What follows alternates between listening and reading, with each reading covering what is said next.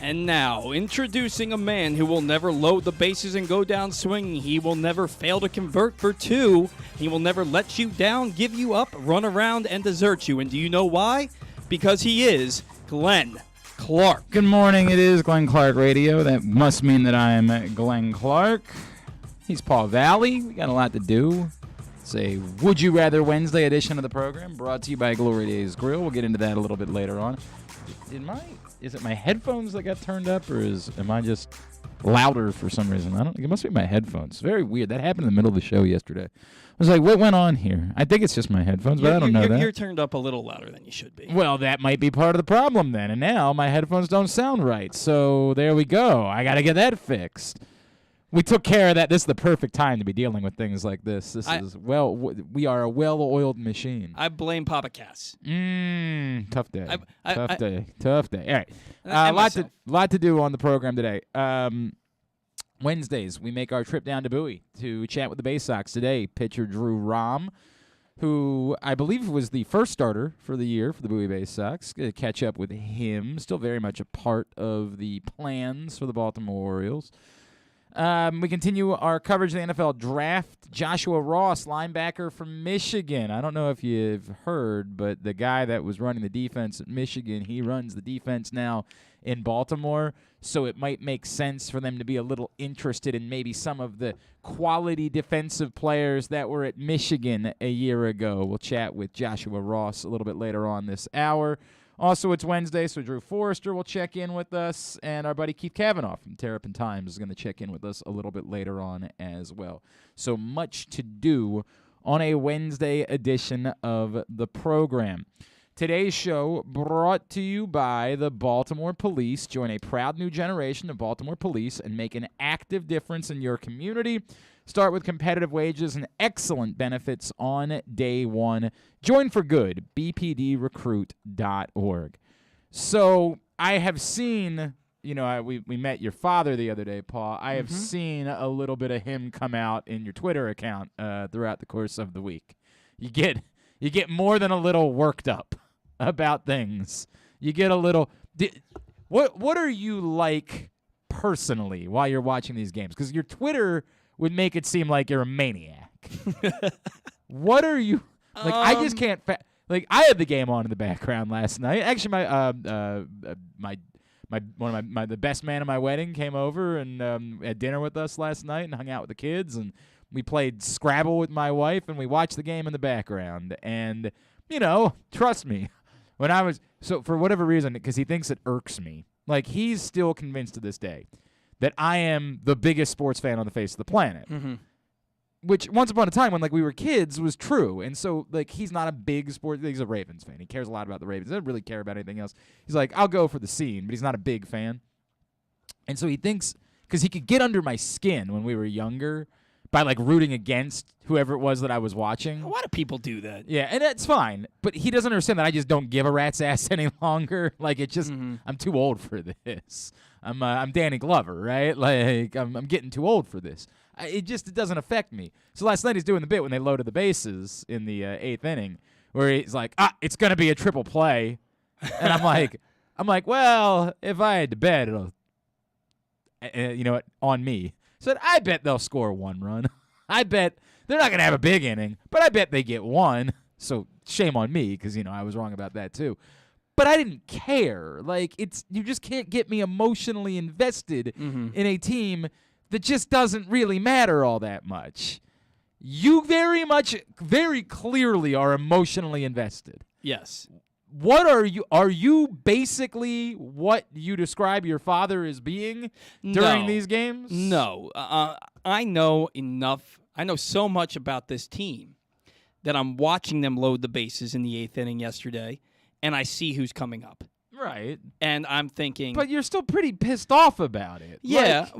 Because... You're not acting like, I kind of expected that. I don't... Just because I expect it doesn't mean it's not going to piss me off. I don't care how bad your baseball team is. You load the bases with nobody out, and you go down on strikes. Next three guys go down on strikes on 11 pitches. You got to be able to put the ball in play. Man. You are professional. Even in the minors, you're a professional baseball player. I don't know if you heard. Devin Williams is pretty good, bro. Yeah, no, he he's is pretty good. But you can't even touch a pitch. Well, I mean, it's touch not like they a didn't pitch? try. They tried. No, there were some slings. They tried so hard. I look and I'm like, you get so worked up. I'm like Chris Owings, and I even called it. I'm sitting there and I'm like, they just walked two batters in a row. Chris Owings is going to strike out swinging at pitches nowhere near the strike zone. Took one right down the middle to but start. when you say it's not like it's erratic. Like he throws pitches that fall out of the zone. Yes, and his stuff was absolutely Yes. filthy last night. Yes, But Chris Owings swung at pitches that never started in the strike zone. They never started in the strike zone. Not the third one. The third one dropped. The third one absolutely dropped Yes. right through. It came over looking like it was fat, and it dropped. The life came out of it. It was a phenomenal pitch. It was a breathtaking type of pitch. Well, and then I'm watching in the ninth inning, and Mullins gets the leadoff double. And I'm thinking, okay, you have the right people in your lineup coming up. And Mountcastle, he tried. He tried hard. He had only struck out one time going into yesterday's game, and he strikes out 3 times. Trey Mancini, the first victim of the new wall. That's right. The game would have been tied had the wall been the same as it was last year. That's the thing. And I guess I expect them to lose every game.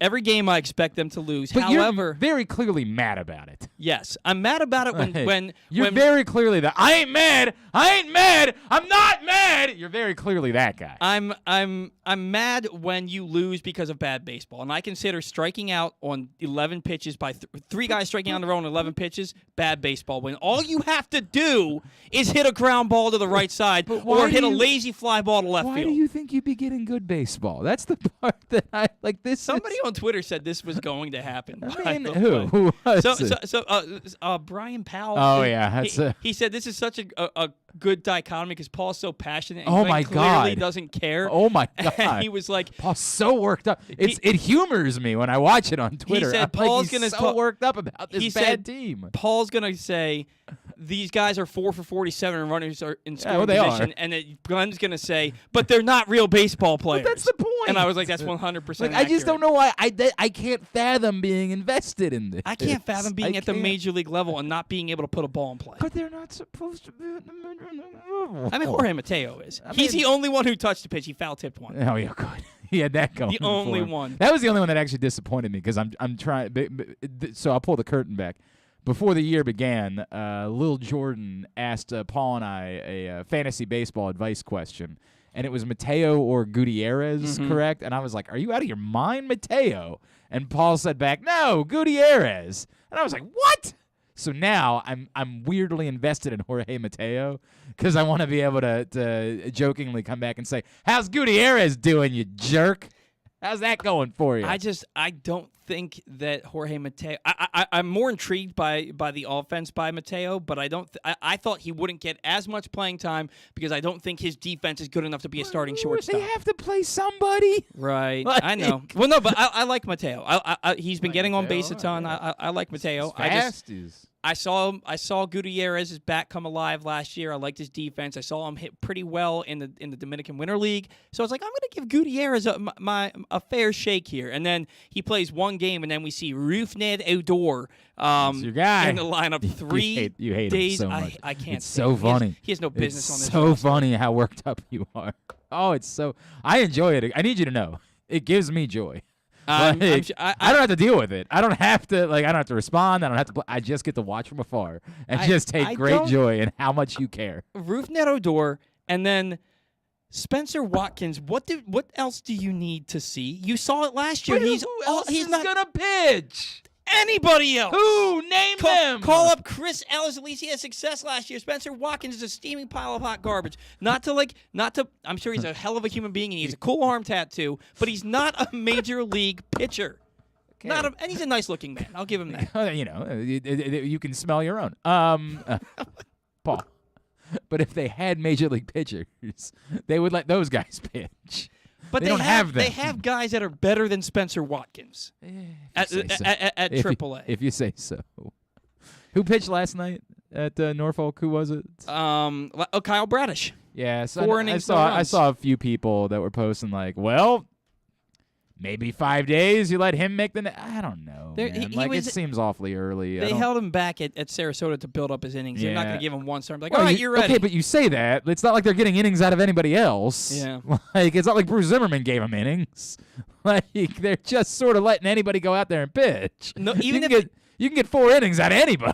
Glenn, even if I don't want to be, I'm going to be invested for 6 I'm not- freaking months. what you so hear- I what- have to you- hope I can see something What worthwhile. you're hearing is me telling you you're making a mistake. I don't care. Oh, oh, no, I need you to know. Do whatever you want to do. I guess what I'm just saying is I can't explain it either. Don't get canceled, right? Like, I don't want that. I Do whatever you want to do. I can't explain it And either. in a weird way, it gives me an additional amount of joy because I'm sitting back finding such humor in how invested you are in this very, very bad baseball team.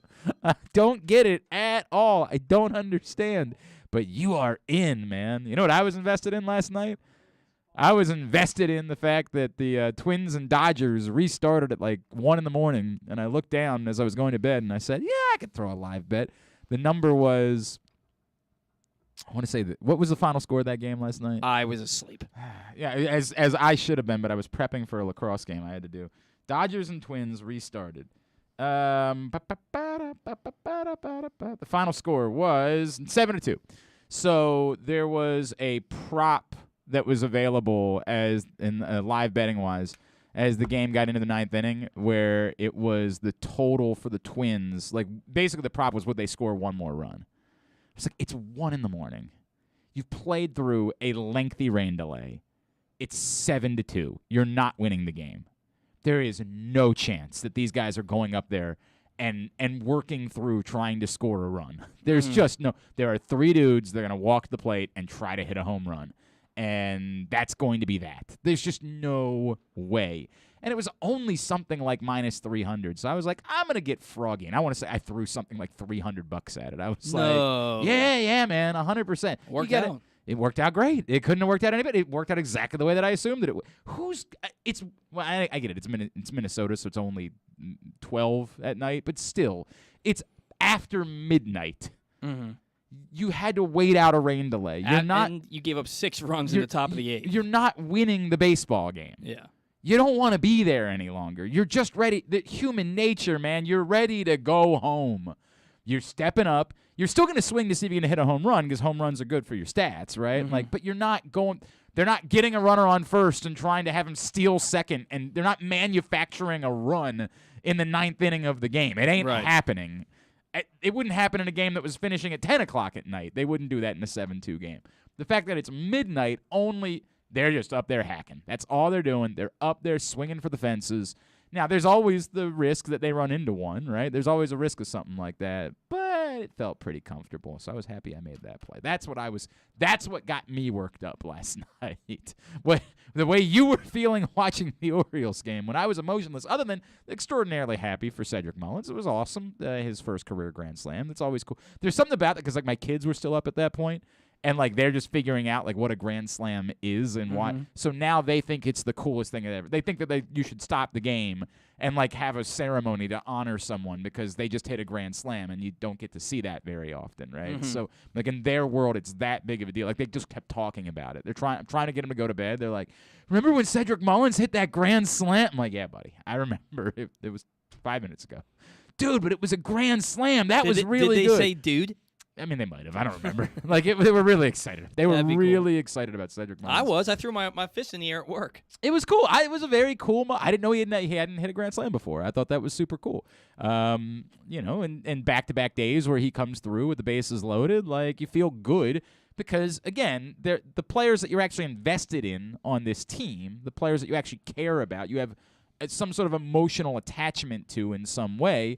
That's the only thing you're going to get me to be concerned about, right? I'm going to continue to root for Trey because I'm going to root for Trey because on a personal level, I love Trey. On a personal level, Cedric Mullins is a tremendous human being. Yep. Has not been here as long as Trey has, so, we don't know him in the same way. But Cedric Mullins is a wonderful, wonderful human being.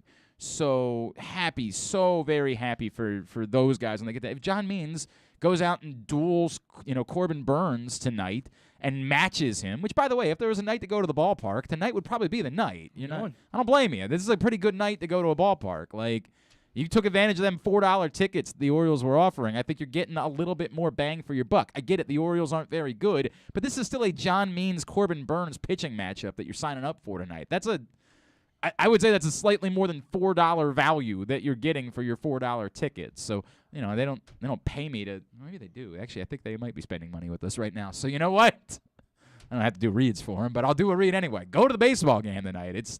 If there is a baseball game to go to, this would be the one. Like, this would be the one that you'd identify and say, if you're a baseball fan, this is a good baseball matchup between John Means and Corbin Burns. But you have an emotional investment in that guy. Like, you have an emotional investment in those three guys, the M's, and, of course, Jorge Mateo. So the four guys, those are the four guys we all have emotional investments in. Everybody knows it's Means, Mancini, Mullins, and Mateo. Those are the ones. And Mountcastle, correct. All of the M's. Are there anybody else that I'm not thinking of that has an M name that's on the... Not off the top of my head. I mean, remember, I didn't know who like five guys were on the roster when they announced it. So, speaking of five guys, I'm kind of hungry. Anybody go for a burger?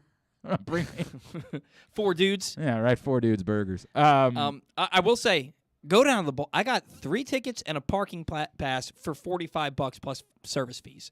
But it's not bad. Who are you going with? Who's? I'm taking my best friend and his dad. We haven't been to a game together cool. since Very the cool. Delman double game, so we're going. Very cool. It'll be a fun night to be at the ball. Yeah. This is.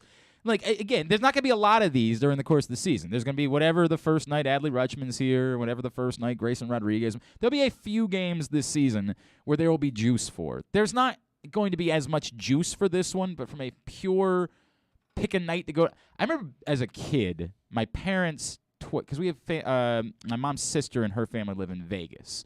And twice when we were young, they literally packed us in a car and drove across the country twice to go out to Vegas because my parents, it's just something they love doing, is driving insane distances. I hate it. It's nuts. Whatever. I didn't have to do any of the driving. I was playing my Game Boy or whatever I was doing in the back. But I remember we were driving back and we drove through Minneapolis and we were there on a Sunday, and that particular day they were playing the Blue Jays, I want to say. Roger Clemens was pitching, is all I remember, for whoever they were playing against. And I can't tell you who it was that was pitching for the Twins, but it was a great pitching matchup.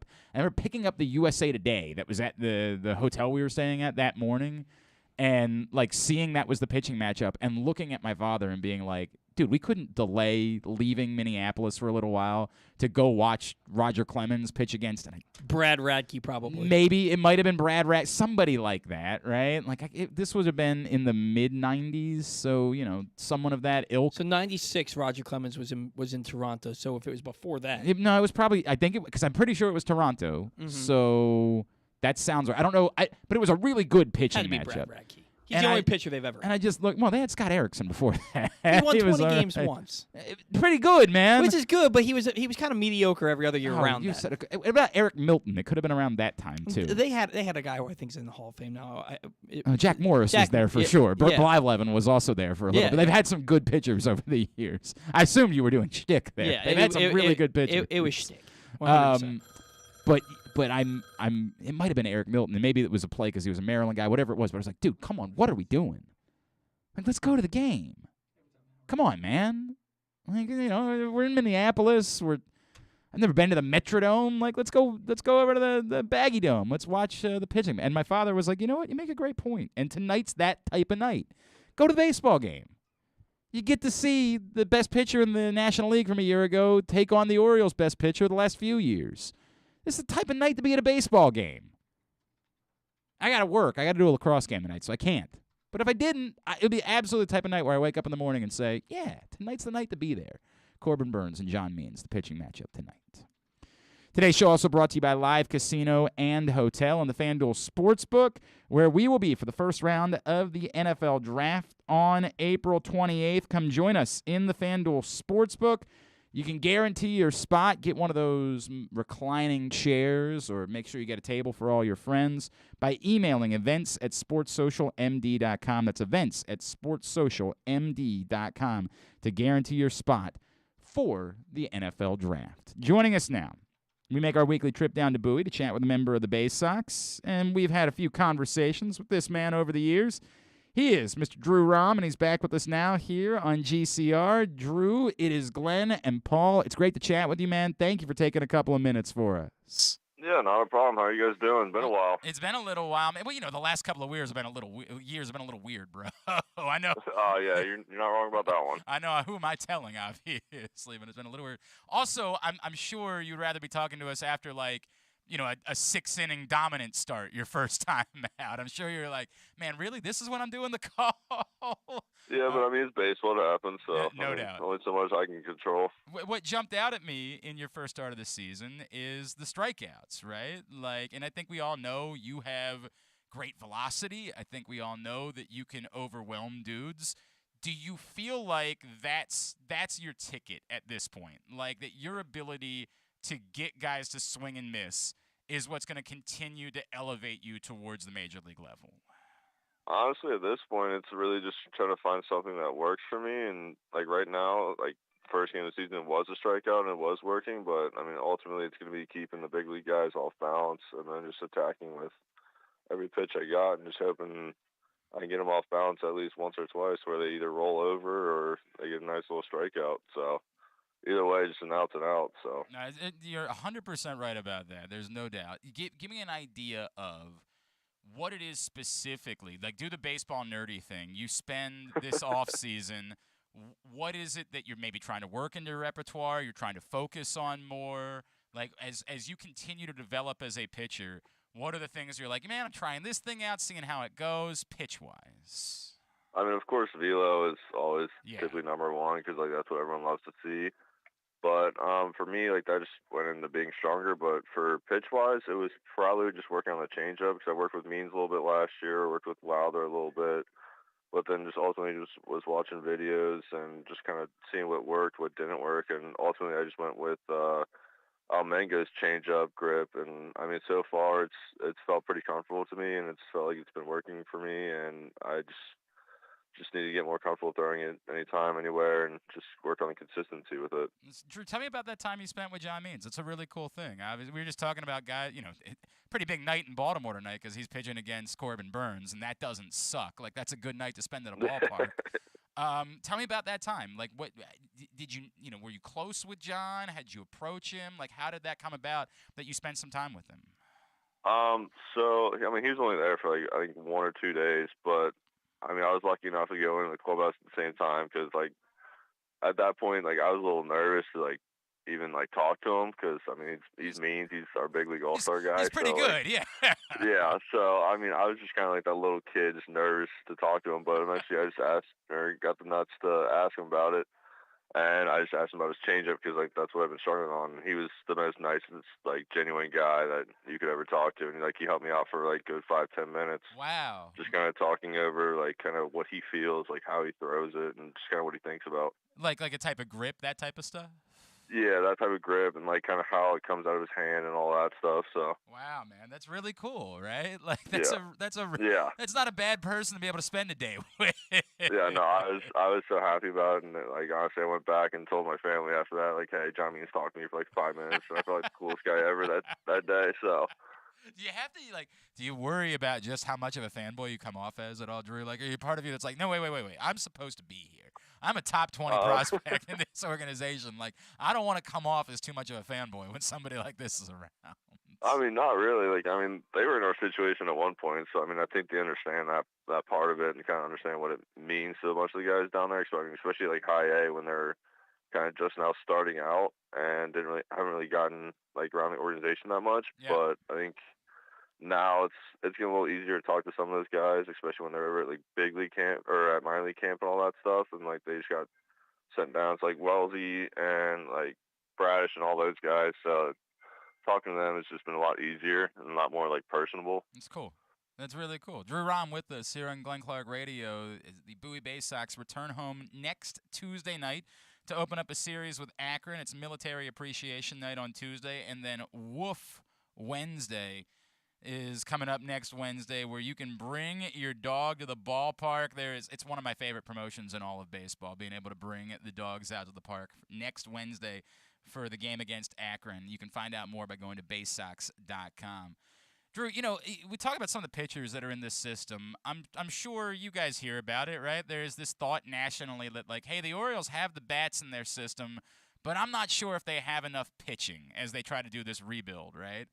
When you hear something like that, what is your reaction to it?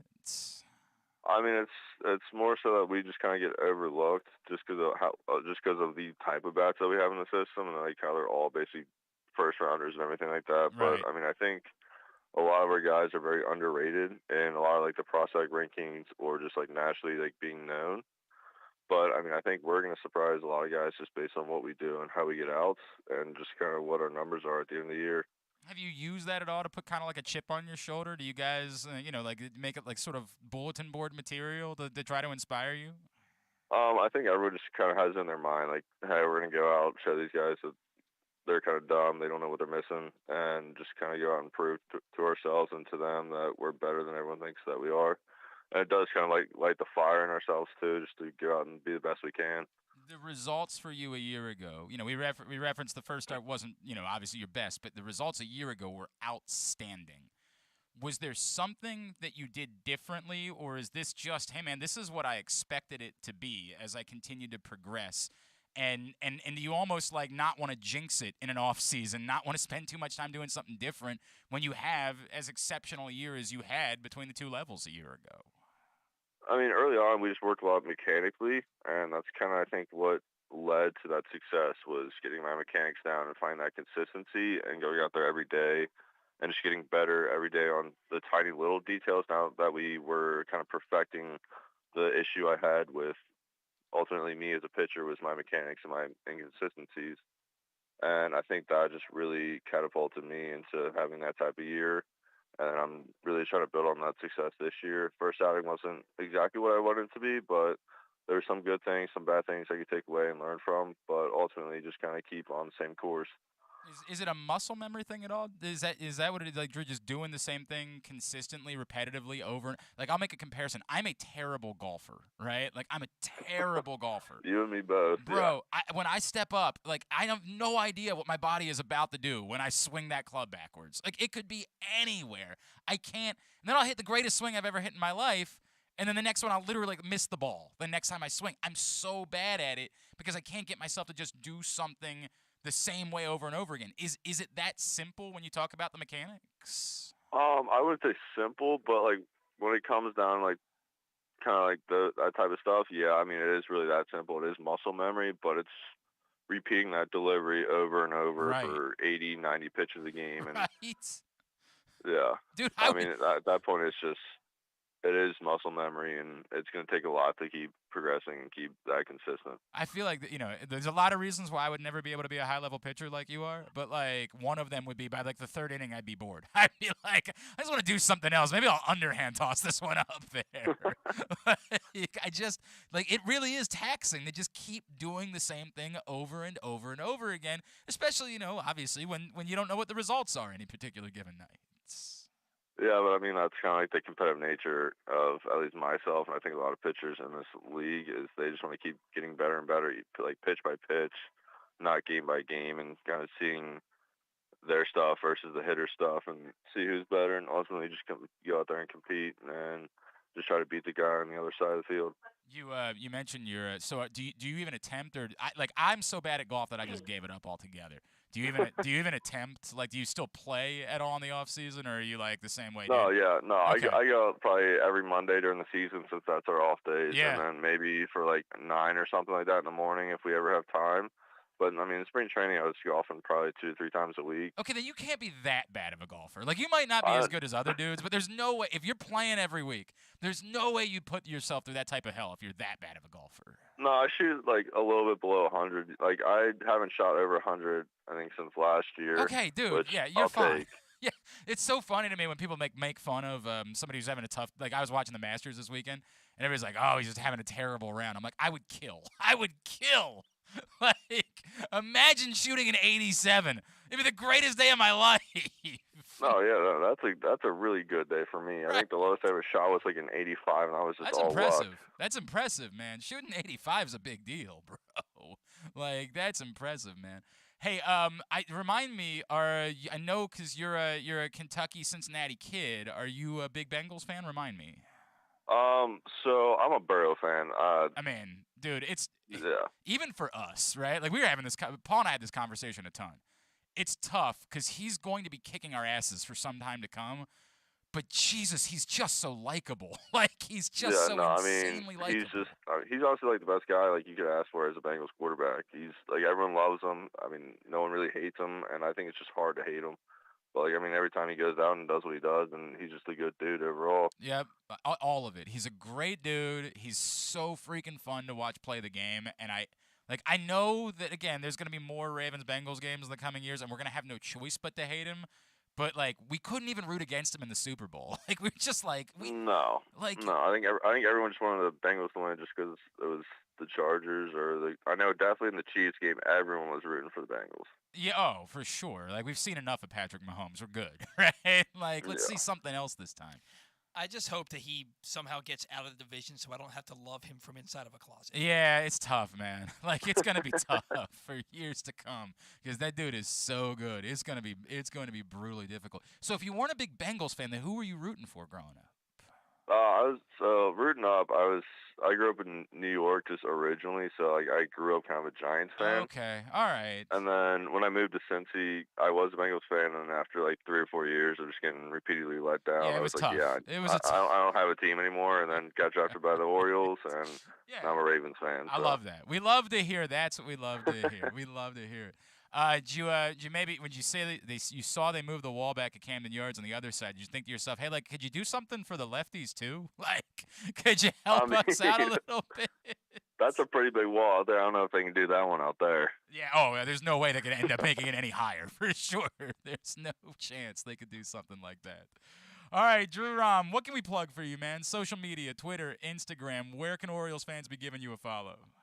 I mean, Twitter, Instagram, and it's pretty much the same thing. Drew10Rom on Instagram and Drew_Rom10 on Twitter. Very cool. Give him a follow there. Drew Rahm, again, as I mentioned, the Bay Sox are going to be home again next week starting Tuesday night for 6 games against Akron. You can make sure you get your tickets, baysox.com, and Woof Wednesday. Also, there's a mystery bobblehead giveaway next Friday the 22nd. Fireworks night next Saturday, and a halfway to Halloween celebration as well. Again, baysox.com to get your tickets. Drew, it's always great to catch up with you, man. May that incredible success you felt a year ago continue to move you forward, and may we be chatting with you again soon as you are getting ready to make your debut up here in Baltimore. Thanks for taking the time for us.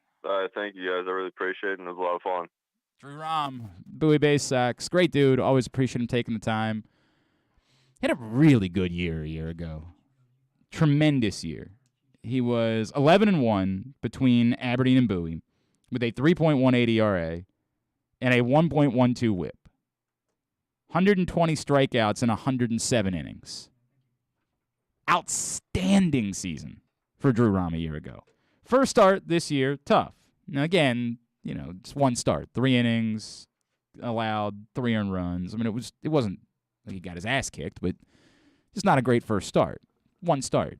He was so good a year ago that as we talk about the guys, where's the rest of the pitching going to come from? He's a name we've talked about a lot, particularly because of his velocity, right? And he referenced that, right? Because of his velocity, we've always been intrigued by Drew Rahm. But you'll oftentimes hear it be said like, yeah, but he's probably more of a bullpen arm at the major league level, right? And he's going to go a long way to sort of deciding if that's, he's going to be able to determine if that's the case or not. Right. And as we figure out if this is going to work and if there are enough arms in order to make this thing work, I think Drew Rahm is the type of guy that can change that story. The talent is there. He is a talented arm. Can he translate that into starting success as a starter at the major league level? I mean, Mike Baumann has a very talented arm, obviously, but hasn't been able to turn that into being a starter at the major league level. There's a big difference between having a talented arm and being a major league caliber starter. Those are two very different things. And there's nothing wrong with going to the bullpen. You need bullpen arms too. 1,000%. But you need starting pitching. And in terms of this thing working for the Orioles, I think the biggest thing that will there be enough starting pitching in order for that to be the case? Will they have enough in order to be able to put together a championship caliber rotation. And finding someone else whose name isn't Grayson Rodriguez, and again, we're making a lot of assumptions about Grayson Rodriguez. There's no guarantee that he's going to pan out the way we discuss him, but there is reason to believe he can.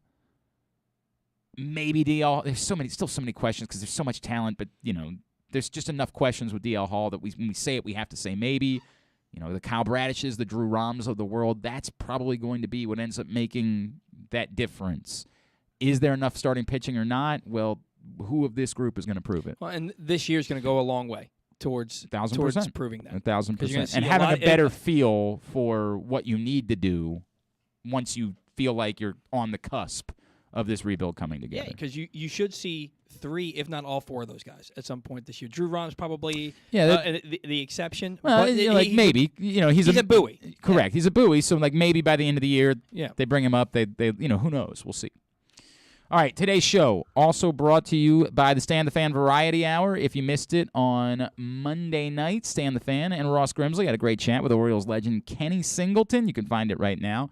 Facebook.com/PressBoxSports, PressBoxOnline.com/video.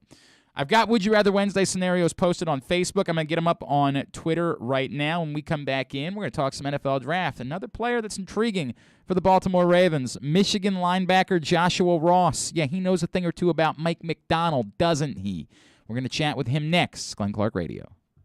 Hey, O's families, break out your orange and black for Kids Opening Day on April 17th, when the O's take on the New York Yankees. Be one of the first 7,500 fans 14 and under to receive an Orioles Pop-It toy. And after the game, kids are invited to take to the field and run the bases like the pros. All presented by Wise Markets. Plus, experience a family fun day at the yard with caricatures, the Easter Bunny, and more. Celebrate the 30th anniversary of Camden Yards with Kids Opening Day. Buy now at Orioles.com/kids. That first sip. That first bite. Start your day off right with a delicious breakfast at Royal Farms. Choose from a fantastic selection of fresh Royal Farms breakfast sandwiches and top it off with a rich hot cup of the freshest coffee in the world. At Royal Farms, breakfast is available day and night. It's the freshest breakfast in the world. Real fresh, real fast. Royal Farms.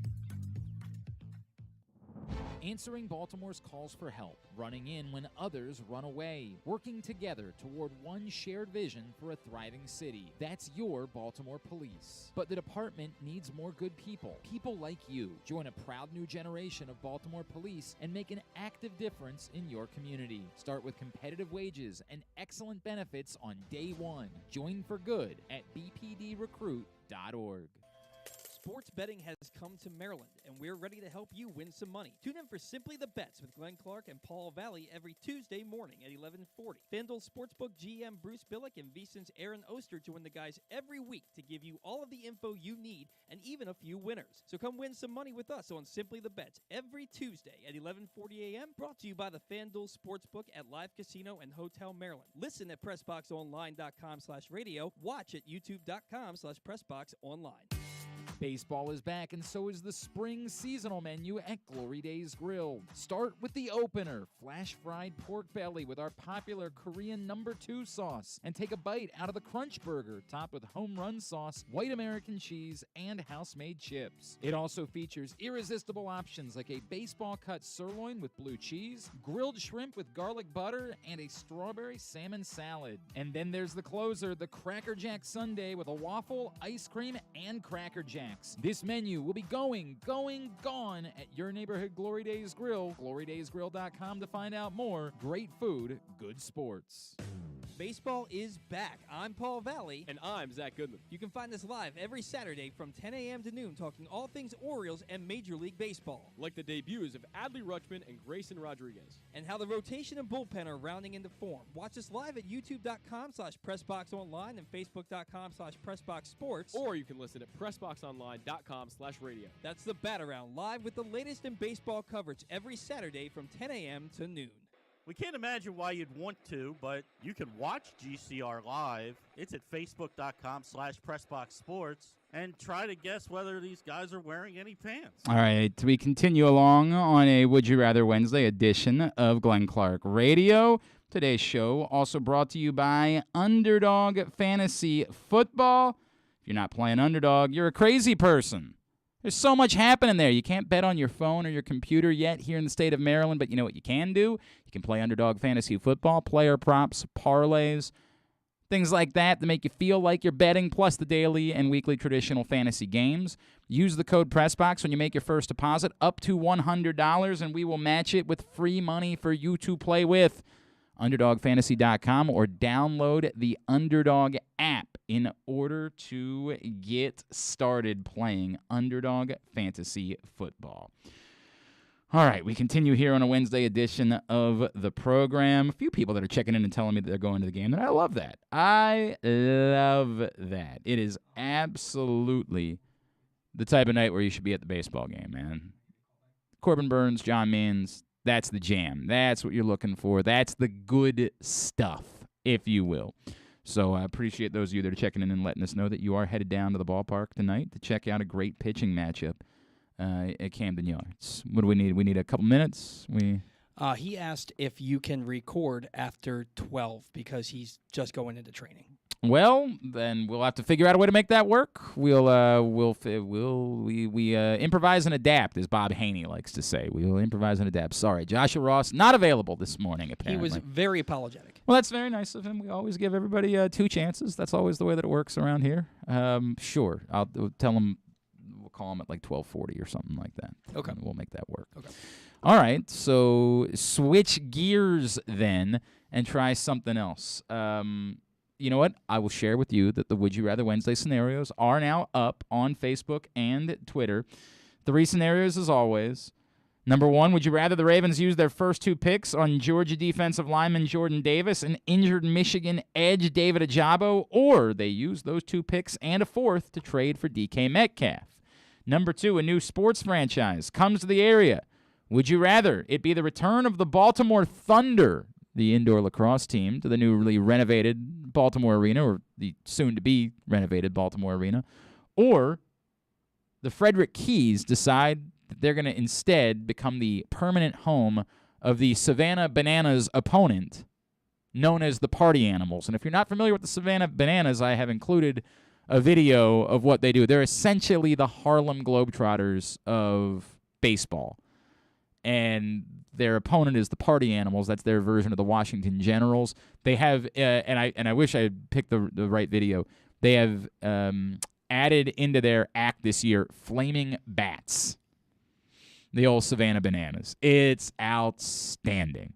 So that's number 2. And number 3, would you rather you have to bet everything you have, everything, every penny that you're worth on Scotty Scheffler winning 5 more major titles in his career? It's a lot. Very few players have ever won 6. Or on Tiger Woods winning 1. Those are the scenarios for Would You Rather Wednesday. We'll get back to them here in a bit when Drew Forrester checks in. You want to see if Forrester can go a little early? You want to just I'll just give him a buzz, him. see if we can move some things around that way. Do you want me to call him or do you want me to text him? Whatever. Just you be Mr. Producer Man. Fair enough. All right, you go about doing that, and you be over there. I'll be over here, and you get that. You get on that. I'll get on this. That's the way that it'll go. All right. There were 2 things that I wanted to get to from Dave. Dave says, Glenn, did you happen to watch any of the basketball last night? What do you think about the Minnesota Timberwolves whooping it up the way they did over winning a play-in game? So I wasn't watching, for what it's worth. I did put in, if you saw on Live Casino and Hotel's social media accounts yesterday, I did put in a bet on the Nets, Timberwolves, Hawks, and I believe the 4th one, I think I went ahead and put the Clippers in anyway. I think it was all chalk except for the Hawks. I think that was the only one. Yeah, those are the 4. So, bully. I saw that people were making fun of them for celebrating like they won a championship. Apparently, it has a lot to do with Patrick Beverly, who's, of course, used to play for the Clippers. And Patrick Beverly was kind of running his mouth and getting everybody fired up. I don't really care. I've seen some embarrassing things over the years. Like, it was embarrassing. I swear to God, I wish I could remember the circumstances. There was a preseason game in which a former Ravens assistant had come from whatever team they were playing against. And I'm so sorry that I can't remember who it was. It might have been Steve Spagnuolo. It might have been somebody was on the Ravens staff. And they played in the preseason against the team that they had been maybe the head coach for previously. The Ravens won a preseason game, and I swear to Christ, gave a Gatorade bath to somebody remembers the story. Is going to tell me who it was. Gave a Gatorade bath to the coach that had come from that team. It was a preseason football game. That's a bit much. No it matter was the a top 10 embarrassing thing I've seen. I also don't care because you can't get me to care about anything related to preseason football. But in terms of really, are we really doing this? It was embarrassing. This is a playoff game. Let's be clear about that. This is a playoff game. The play-in tournament, they try to decipher and say, well, this isn't really the NBA playoffs. It's a different thing altogether. Unlike those play-in games in the NCAA tournament, where they refer to them very specifically as being part of the NCAA tournament. The NBA goes to painful measures to make it clear this is not the NBA playoffs. The NBA playoffs are what starts on Saturday. This is the play-in tournament. That's a different thing. Fine. And that probably has something to do with what you have to pay out the players. Do they print shirts? I don't think you put on a play-in tournament champion T-shirt afterwards and have the... I've said before, I think there are way too many champagne celebrations in locker rooms during the baseball playoffs anymore because there's just too many baseball playoffs. That you shouldn't have anything other than clinching your division and winning the American League. I don't think or your league or the World Series is worthy of the full-on champagne celebration. I think it's particularly embarrassing when they were doing the play-in games that you could have a scenario you would clinch your spot in the play-in game on Sunday, did a champagne celebration for that, played a play-in game on Tuesday, did a champagne celebration for that, and then had to play in the playoffs on Thursday where you could promptly get swept out in 3 games.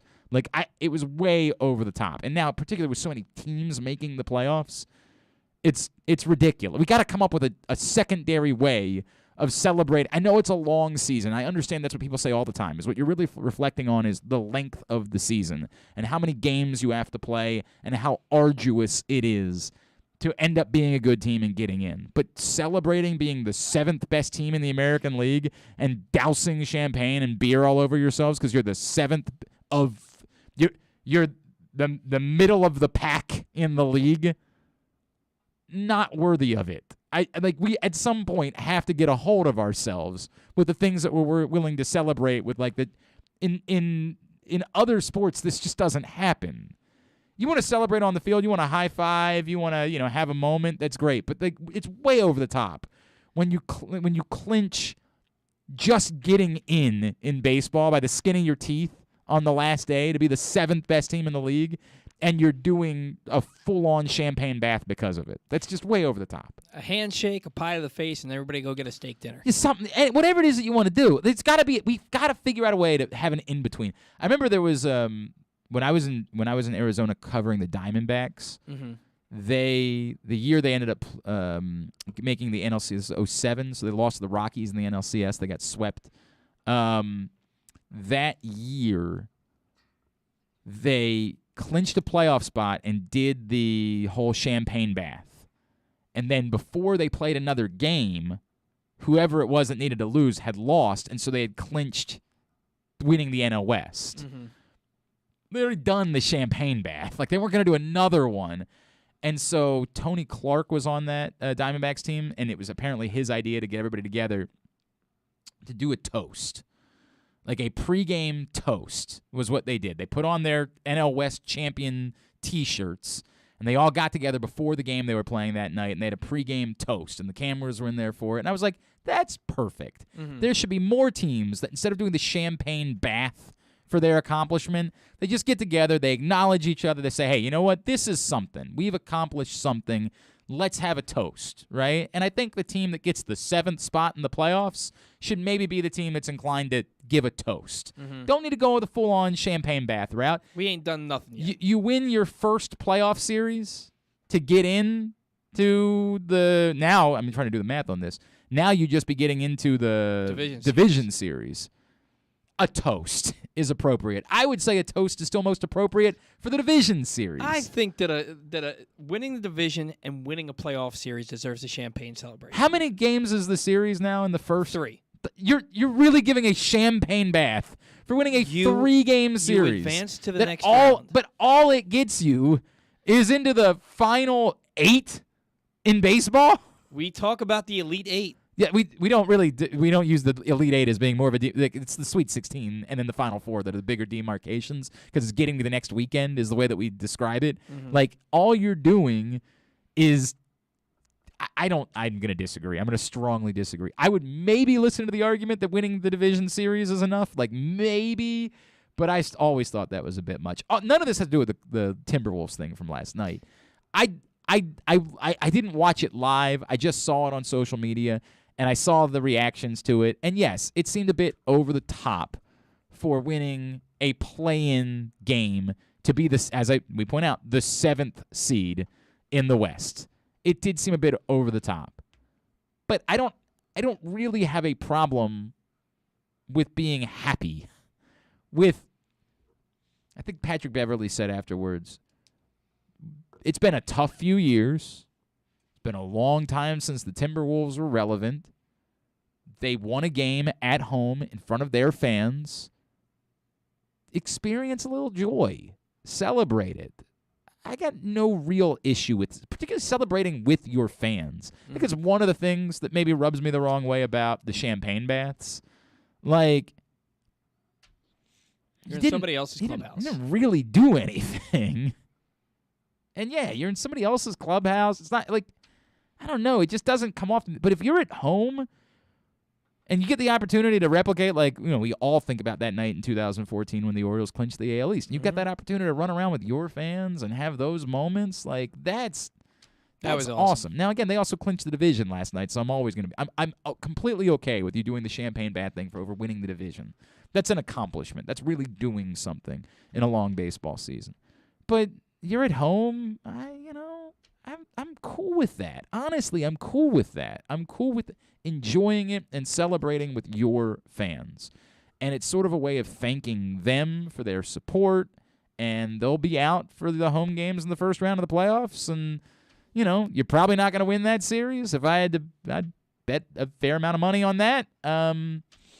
I don't know. Enjoy the moment. Enjoy the moment. Did it look over the top? Yes, it looked over the top, and Patrick Beverley in particular is getting roasted on social media and on the internet today for acting like, he had just won the NBA championship last night when they won the 7th spot in the Western Conference.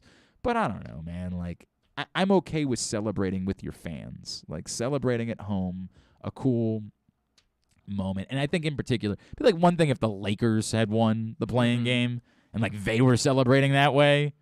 Like, dude, like, what are we doing? But it's a franchise that hasn't experienced a ton of joy. Like, there hasn't been a lot of good that's happened with the Minnesota Timberwolves in a long time. So, like, the hell with it. Enjoy it. Whoop it up a little bit. Celebrate. The Phoenix Suns had a miserable 15 years. And then they got down to the bubble. By the way, when the bubble happened, they won every game that they played in the bubble. And that was the first sign that, like, oh, God, the Suns might be becoming something. And that was why Chris Paul decided he wanted to go there. Like, the bubble changed everything. If that had been an opportunity, like if I had been living in Phoenix and they had been playing like that, and I might have been inclined to want to celebrate that too, because it had been a miserable experience being a Phoenix Suns fan for 15 years. And it's part of what came out that night in 2014 for us as Orioles fans. I know they had made the playoffs 2 years earlier, but it was also a reflection of how miserable things had been for a decade and a half. That we were just experiencing some sort of release of anything at all to give us a release. And so, fans have been through a lot. Let them celebrate. Settle down. Good is your life that you're complaining about somebody else being happy.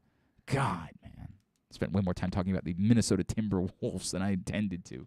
And then one more from Jeff. Jeff says, Glenn, have you heard anything at all about Melvin Gordon? I feel like that just kind of died. I haven't, for what it's worth, Jeff. I haven't heard anything else related to Melvin Gordon, and I do think that it's just kind of died. I don't know what Melvin Gordon's looking for. There's a few things that could be in play, right? It could be in play that Melvin Gordon still thinks that he's Melvin Gordon and he's worth, like, real money, and the Ravens are saying more like, no, but if you want to come here on the cheap, if you just want to be in a place where we're going to run the ball a ton and, you can have fun, then come here. But if you still expect that you're getting paid actual money, that's just not happening. We're not going to do that for a third running back on the roster. Someone would say, hey, that's a risk that you're taking. You run the risk of instead being left with what you ended up having a year ago if you get to a point where you need your third running back. And you'd like to hope that lightning cannot strike twice and that J.K. Dobbins and Gus Edwards will stay healthy this year, and that won't be something that you need. There's a million things. It could also be that they didn't like something they saw when he was in physically. They just sort of said, no, you're not going to be the guy that we're going to rely on. It could also very well be that at some point they just kind of assume, hey, we'll let this thing play out the way it plays out, and we'll get back to you after the draft. If there's a back that we like in the draft, we'll use that pick there, and then we're less inclined to spend money on Melvin Gordon. Like, there could be any number of things that play out that way. I'm certainly not sweating it. I get it. We've heard of Melvin Gordon, so it's intriguing to us, but we are talking about a third running back at this point, with the only caveat of being we just don't know exactly where Gus Edwards and J.K. Dobbins are health-wise. I think we saw a video of J.K. Dobbins recently that made it look like he was in pretty good shape. So I can understand the argument that, like, maybe there's a little concern and you just like to have a better insurance policy to start the season. But I'm not in a place where, like, if Melvin Gordon is looking for any amount of money, like actual money, yeah, I'm good. He was pretty damn good last year. I can't imagine he'd be willing to sign on the cheap. Well, man, who else is signing him? Like, just because you were good, you're sitting here on April 13th and nobody wants you. Now, somebody could say the same thing about Tyrann Mathieu, but I think we know the story there. Like, teams want him. They just don't want to pay him Marcus Williams type of Right. money in order to get him. But he's sitting there on April 13th. You can say he was pretty good. He's pretty good, and he's a veteran running back, and that's never a good market to be in. Latavius Murray was pretty good for a long time, and then was jobless before the season began. It's a weird spot. I could absolutely see a scenario where it's just dude, we like you, but we don't like you for money. Right. We don't like you for any actual dollar amount. And then if you're Melvin Gordon, you say to yourself, well, somebody's going to end up having a running back get hurt. So if my choices are I sign here for nothing or I hold out, and when minicamps start, we find out that some other team's running back gets hurt, I'm the best guy that's available. I'd rather be in that position to actually get some real money this season than to just take your pennies. Like, I'm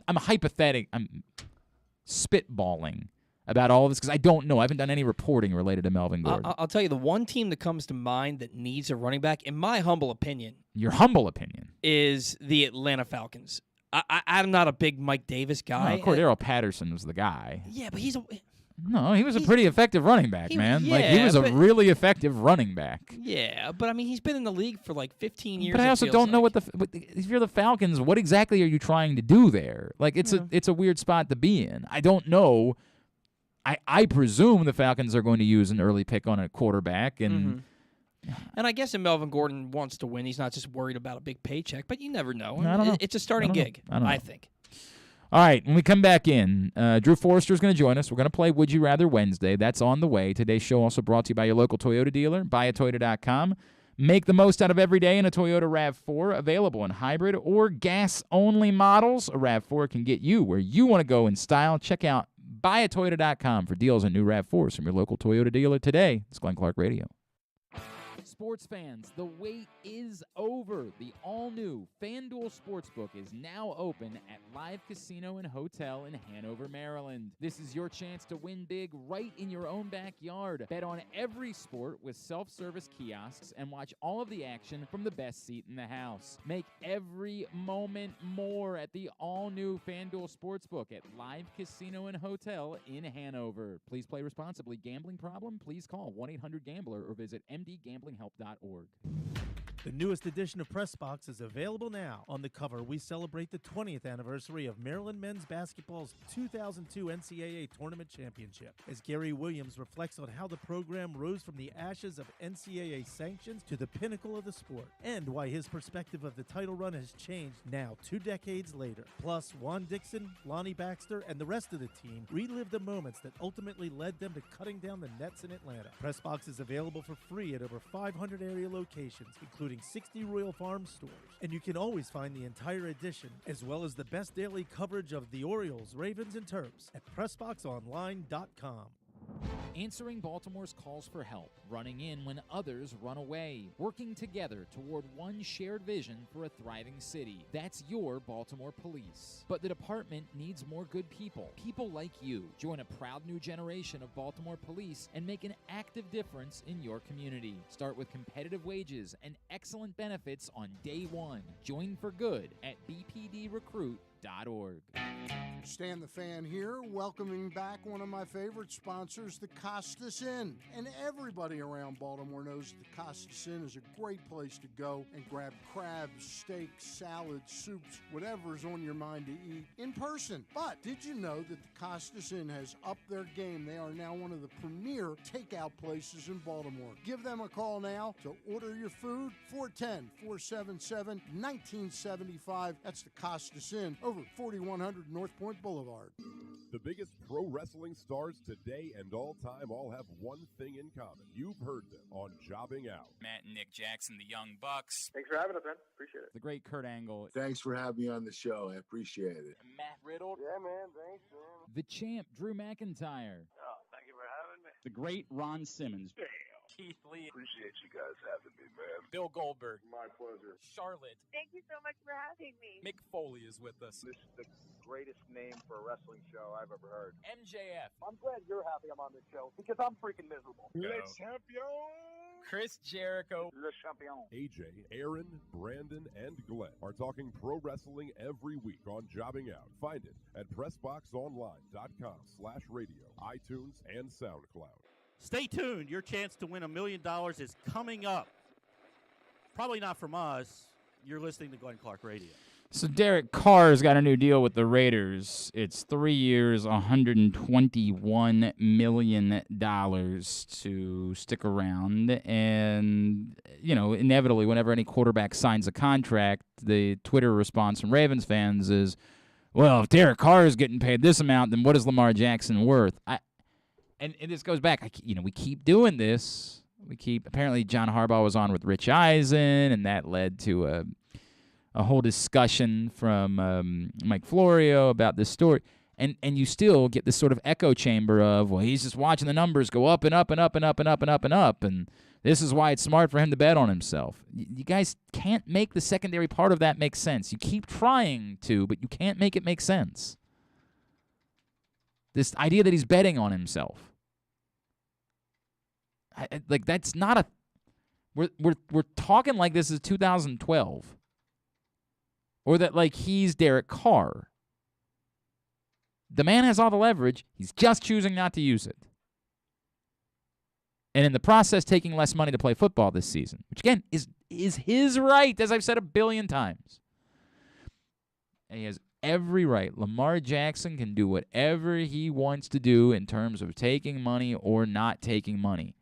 He has no obligation to use the leverage that he has if he doesn't want to. But you can't make it make sense. No matter what amount of mental gymnastics or twisting you try to do in order to make it seem like it's logical for Lamar Jackson to continue passing on making money, you can't make it make sense. It's as simple as that. But Derek Carr, look, performed well a year ago. There's no getting around that. And there was a point at which there was an argument for Derek Carr in the MVP conversation a year ago. And it's just something that we maybe struggle with because we're used to Derek Carr just not being that good. But Derek Carr was good a year ago. This is the rate for quarterbacks. Derek Carr is making $40+ million a year. He's got Devontae Adams now, too, so he might be in line to have a huge season this year. That's the price of doing business. That's the cost. Do you think he gets paid if they don't get Devontae Adams? Yeah, it's the way he played a year ago. He was getting paid. This again goes back to the quarterback market. It's this or what. I keep trying to explain. The quarterbacks have the entirety of the leverage, every ounce of it, because the risk is that instead you've got Marcus Mariota, or you've got Drew Lock, or you've got Jameis Winston, or you're fishing for a quarterback in the draft and desperately hoping that a Malik Willis or a Desmond Ridder or a Kenny Pickett ends up being worth it.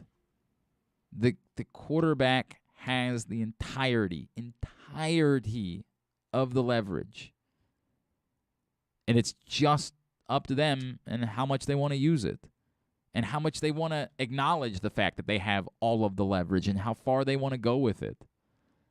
Because we have still not seen a team.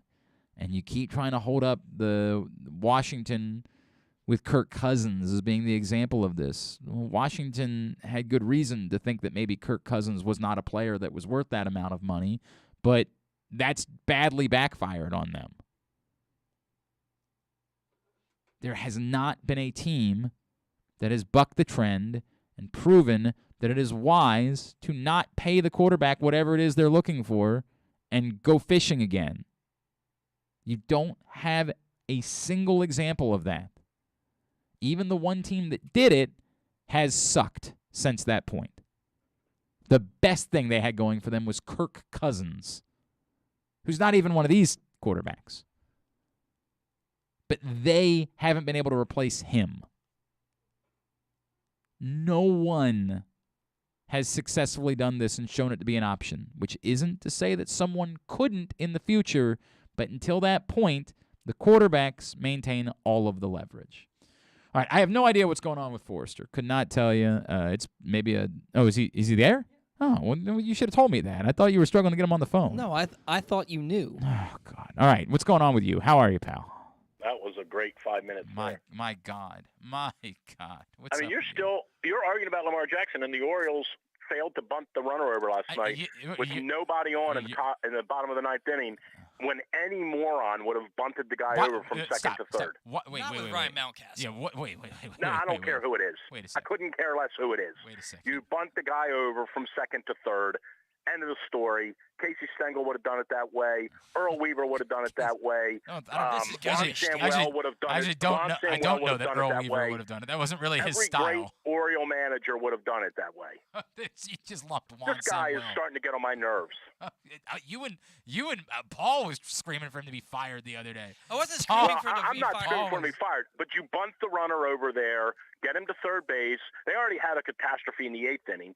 But bunt the guy over, get a run in, tie the game, and then we'll take our chances in that fiasco of a 10th inning. So funny. Come on, man. You guys are so worked up. Let me give some context here. I wasn't You calling. don't need to give any context. I wasn't calling for Brandon Hyde to be fired. I was just saying he won't be here next year, and Carlos Beltran will be. I have no idea if Ryan Mountcastle can lay down a bunt or not, but if he can't lay down a bunt, then he should go to Norfolk. He can hit a walk-off two-run homer, though. He didn't, but he could. Yeah, he could. What did he do? He didn't do jack. What did Trey Bunt Mancini the do guy after over that? from second to third. Yeah, Bunt the guy over. It wouldn't. I don't care who's at the plate. Bunt the guy over from second to third. But Paul's point End is, of story. if you bunt him over to third and Trey Mancini strikes out, you're in the exact same situation that you were in before. Bunt the guy over to third base and tell Mancini hit us a fly ball. So funny. Come on, man. I thought it was funny that they not so intentionally, but clearly intentionally walked Austin Hayes. Like they were afraid of facing Austin Hayes at the end of the game and said, we'll take our chances on Ramon Urias. Like, I'm not sure if you've got Josh Hader. I'm pretty sure you're going to be okay. Austin Hayes can hit a fastball like nobody's business. This guy's getting on my nerves. He can. Who's getting on your nerves? Who? Specifically. We need every win we can get. You guys, this is adorable. You guys pretending like the baseball games matter is so fun for me. Like, you've just Well, picked we up, like the team. Yeah, sure, that's what it is. You picked up where you left off with Maryland basketball, and like nobody cared about Maryland basketball, and you were the guy caring about the games. You're just gonna continue that. You keep pretending like these games matter, Drew, which is I'll watch with you, man. adorable. It's adorable. Unreal. You're all Bases low. 4 for 40. They're 4 for 47 in runners in scoring position. I could get one hit. What? No, you couldn't.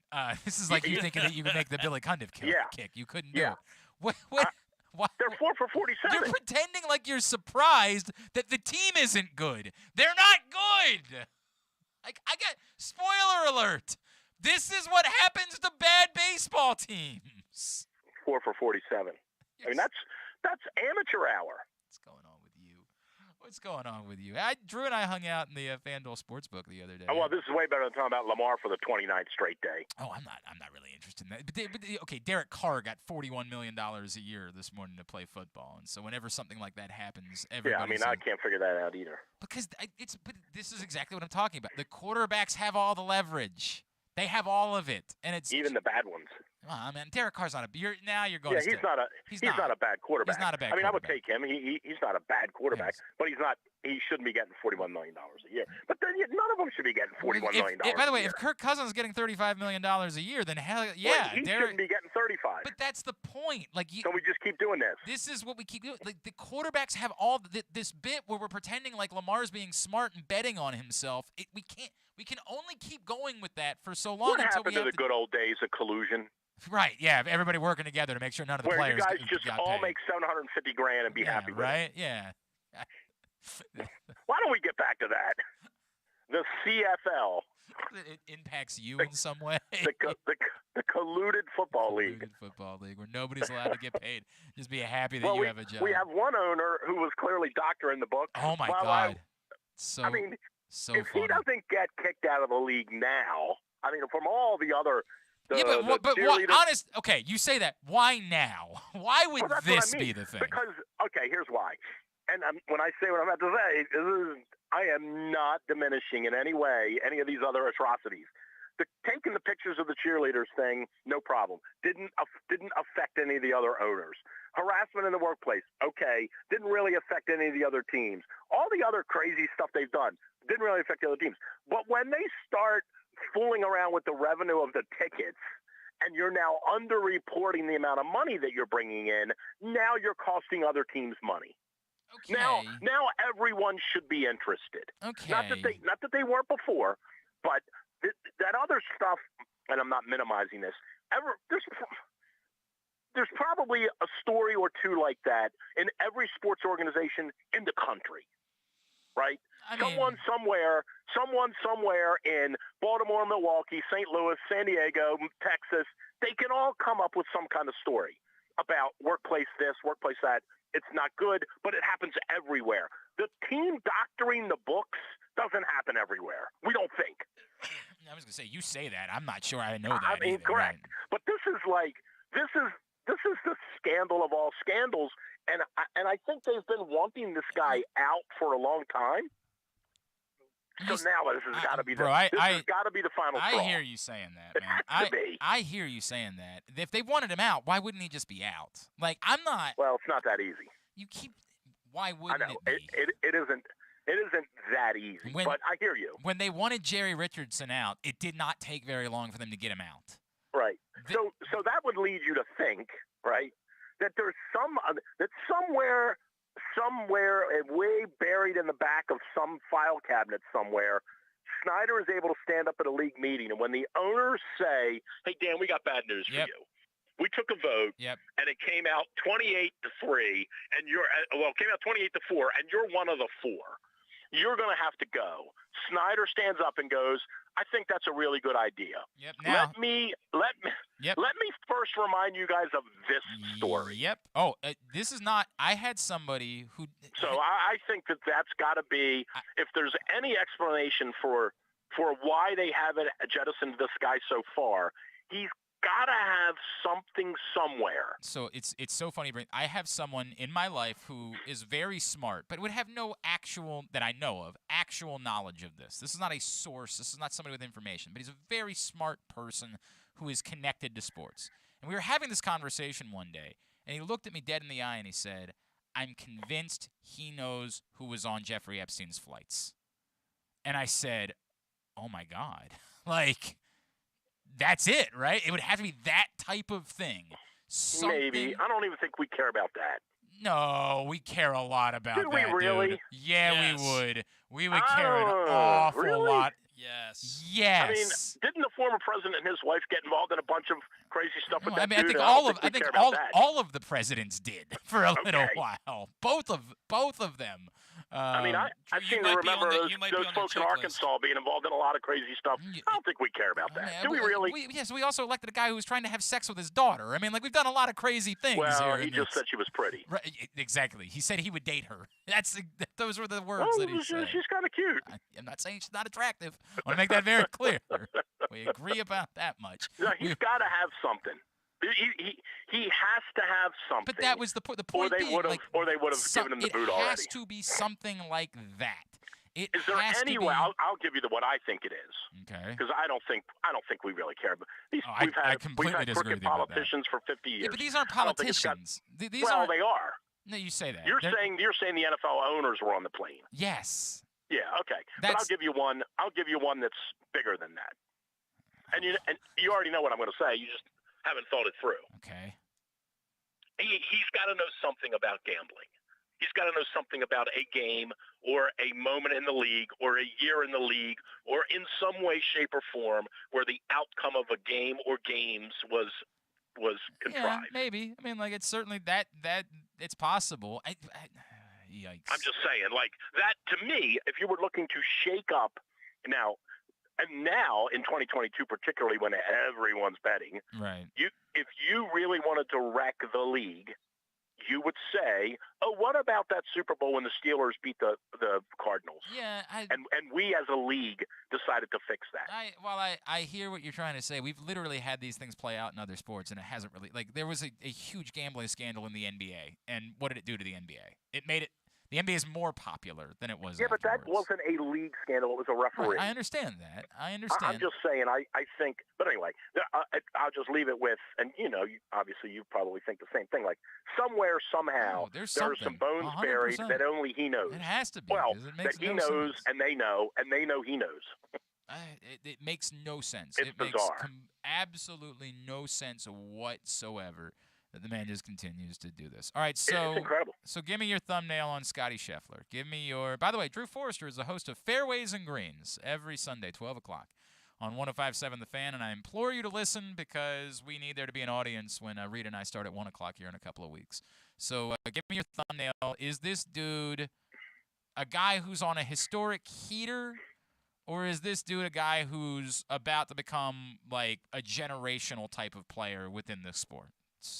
Well, he's pretty good. He just won a pretty big tournament. Dynamite observation. Don't know if you know.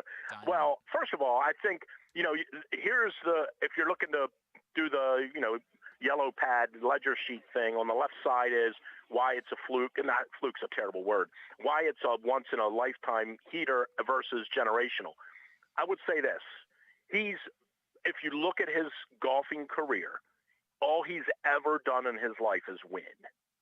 He won 90 junior tournaments. He won virtually every significant junior golf tournament you could win in the country, including the U.S. Junior Amateur, including the Azalea. He won a bunch of big-time, high-level junior golf tournaments. All he's ever done is won. Went to college, went to Texas, just continued to win. All he ever did was win. Made it into made it on the tour, made enough money right away, had a great finish at the PGA Championship as a rookie. All he's ever done is won.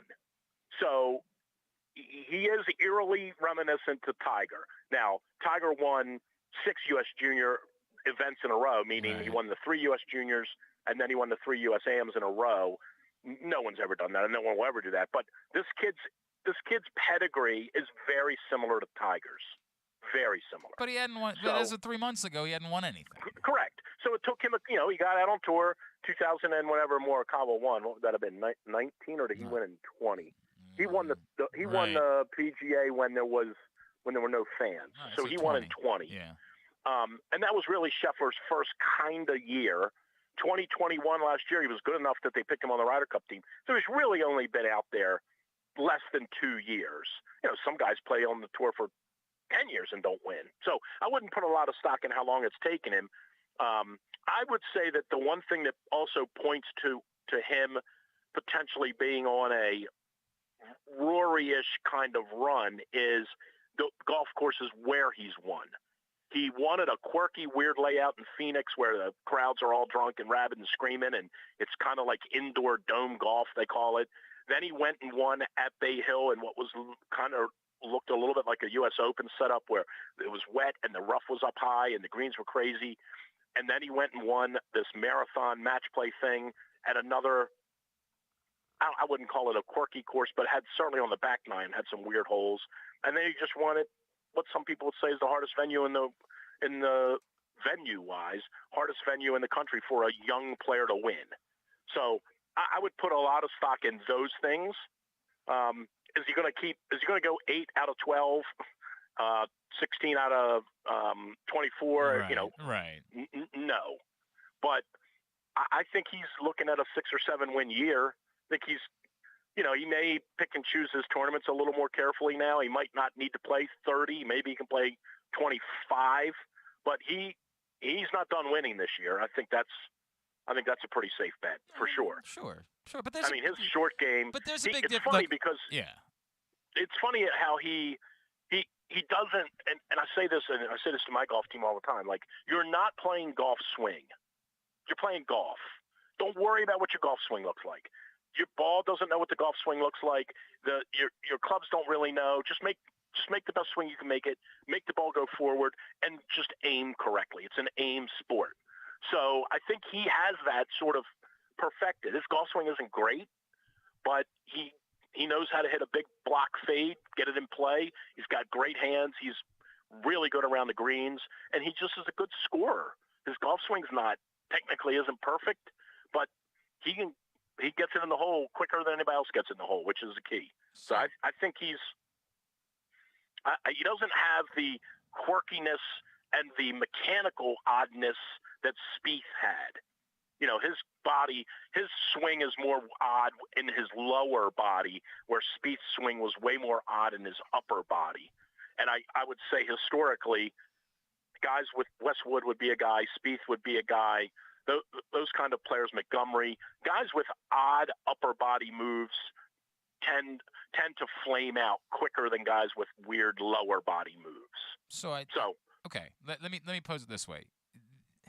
For him to become someone that people outside of the golf world care about, this is always the context that I give, right? Like, you and I were hanging out in the FanDuel Sportsbook the other day, and it was a moderate response. There was moderate interest in Scottie Scheffler ripping apart and tearing, dominating this field and winning the Masters going away. It was toned down, the response to that, because the average person has no idea who this guy was before last week, right? Right. For him to become a figure that transcends, and this is, golf will always be better off for the casual observer to have somebody like this. And there's not going to be Tiger Woods. There's one Tiger Woods. You're not going to be able to replicate that. But when you referenced Rory McIlroy was getting that type of interest for a little while. Jordan Spieth was getting that type of interest. Is he a player that can trend in that way, that the casual fan could really care about this guy by, say, next year at the Masters? Yeah, I think so. I think, look, golf, and we know this, right? And I'm not, we know this by looking at the roster, and you know this by looking at the tee sheet, and you know this by watching the golf tournaments. Golf is predominantly a Caucasian sport at that level, right? So for a Caucasian player to stand out, it's much different than if it's an Asian player or if it's Tigers of a mixed heritage. Certainly, like if a Harold Varner were to have this kind of run, sure, it would be would be a magnificent story for golf, right? He would become a needle mover in a different way if an African American and Morikawa has an Asian look, even though he's an American, American native, American born. So I think the answer to your question is, can Scheffler do that? Absolutely. But the optics of it are a little different because he looks just like a regular white college kid, right? So he's got to really do something Correct. to grab the casual fan. Correct. And your comparison to like Roy, and Spieth, even those comparisons aren't mutually exclusive because Rory was a foreigner, air quotes, right, who came to the U.S. and learned how to he play. had a famous girlfriend, and right, but he was a good-looking 20-year-old Irish kid who was on the verge. I think they always say Tiger doesn't move the needle; he is the needle. I think, no pun intended there. I think Rory was kind of on that path. And then, for whatever reason, lots of discussion about his equipment change, his personal relationships. For whatever reason, it dropped off. Mm-hmm. Spieth was that way. I don't think I said this a lot on the air. I never thought Spieth had the mechanics to be a dominant player. What he had for a while was an incredible ability to make putts. Once that dried up, then he was just another player. The same is right now kind of for DeChambeau. Like when and I think I even said this to you a month or so ago, you'll see this time next year, he'll be 50 pounds lighter. He'll now go through another body metamorphosis. He'll go back to the way he was when he won the U.S. Amateur when he was 20 or 19. And people will go back to not caring about him then. Yeah, and so right, and that's exactly right. He'll just become another guy. Now, what might happen is he might win some golf tournaments when he goes back to trying to play golf and not trying to just be a Paul Bunyan and hit it 400 yards. So I do think Scheffler has that ability, but I don't know if the optics of it will ever allow anyone will allow that sort of player to be an international needle mover the way Tiger was and the way Rory was sort of kind of on the way. And even if you look at Fowler, like Ricky Fowler's an interesting case point, right? He was on every commercial. But he was bigger in the golf world. Like, it's still... But he had the ability, though. Right, because he was good-looking. He had the ability to... Correct. Right. If he would have won 10 tournaments and 2 majors, and because he had all the other things, right? If it's a pizza, Fowler had 7 of them. He just didn't have the one biggest slice, which is he couldn't win. Right. And so now...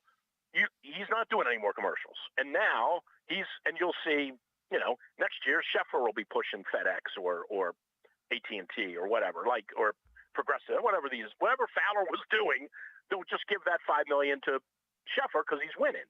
And so the optics of it are very difficult for, I just say typical, for just a typical male golfer. You've got to be extraordinarily good. And Tiger checked all the boxes times 2 because he had a unique look. He had the black and red on Sunday. He knew how to market. He beat everybody every time he played. We'll never see another one of those. But to your point, is there anyone out of this group that can, be 2A? And I think Scheffler could be. Okay. I think because I do think he's going to continue to win. And as long as he wins, that will lead him. And I don't know. I'm not suggesting this is bad. I don't know that he wants to make $250 million like Tiger and Phil did. They drove themselves to make that kind of money because they wanted it and they wanted to be stars. I have no idea if Scottie Scheffler really wants to be a star or if he just likes to win golf tournaments and make $2.5 million. And I do think there's a difference there. Phil always just wanted to be a star. That's what Phil wanted, all the way back to when he grew up in San Diego. Right. He just wanted to be a star. Right. And I think Tiger wanted to be the greatest player in the history of golf. And with that came a lot of wealth and a lot of money. And Tiger, has his history with it, and so does Phil. I don't know if these guys – I have no idea. And we talk about this with football players all the time. I have no idea why Lamar wouldn't just scoop up $45 million. Are you insane? Just go take the money. But maybe $10 million is enough for them. Yeah, I don't know. It sounds weird. Right. But maybe Scheffler doesn't want to be Tiger. Maybe he just wants to go home and drive around in his 2016 Camry like he's driving around in. Maybe he doesn't care. I mean, it sounds weird, right? But that could very well be the point. Right, I hear you. I know, it sounds weird, but, maybe $40 million is enough for these guys. He's Drew Forrester, drewsmorningdish.com, and again, Fairways and Greens every Sunday at noon on 105.7 The Fan. Let's play a little Would You Rather Wednesday. I'm on this guy, by the way. If this clown doesn't bunt tonight, I'm going to go nuts tomorrow. You're so worked up about this guy. You are so worked up about it. 1 and 4. Would You Rather Wednesday is brought to you by Glory Days Grill. And they had about 35,000 there for the opener, by the way. Another joke. Yet they claimed it was a sellout. You guys are so mad. No, it wasn't even a sellout. Everybody's Give me so a mad. break. John was mad about that. I'm like, you just can't get me to care. I'm sorry. I wish I cared. I wish I had that guy. I just don't care. I had a lovely time at opening day with my father. It was a delightful afternoon. Why They had do 11,000 there last night if you count.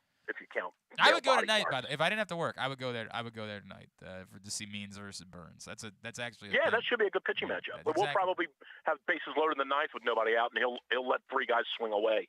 Would You Rather Wednesday is brought to you by Glory Days Grill. Go check out the new spring seasonal menu. It includes the opener, flash fried pork belly with the Korean No. 2 sauce. If you've never had the Korean No. 2 sauce on your wings and you don't know, you need better to go. get it. Yes, go find out immediately.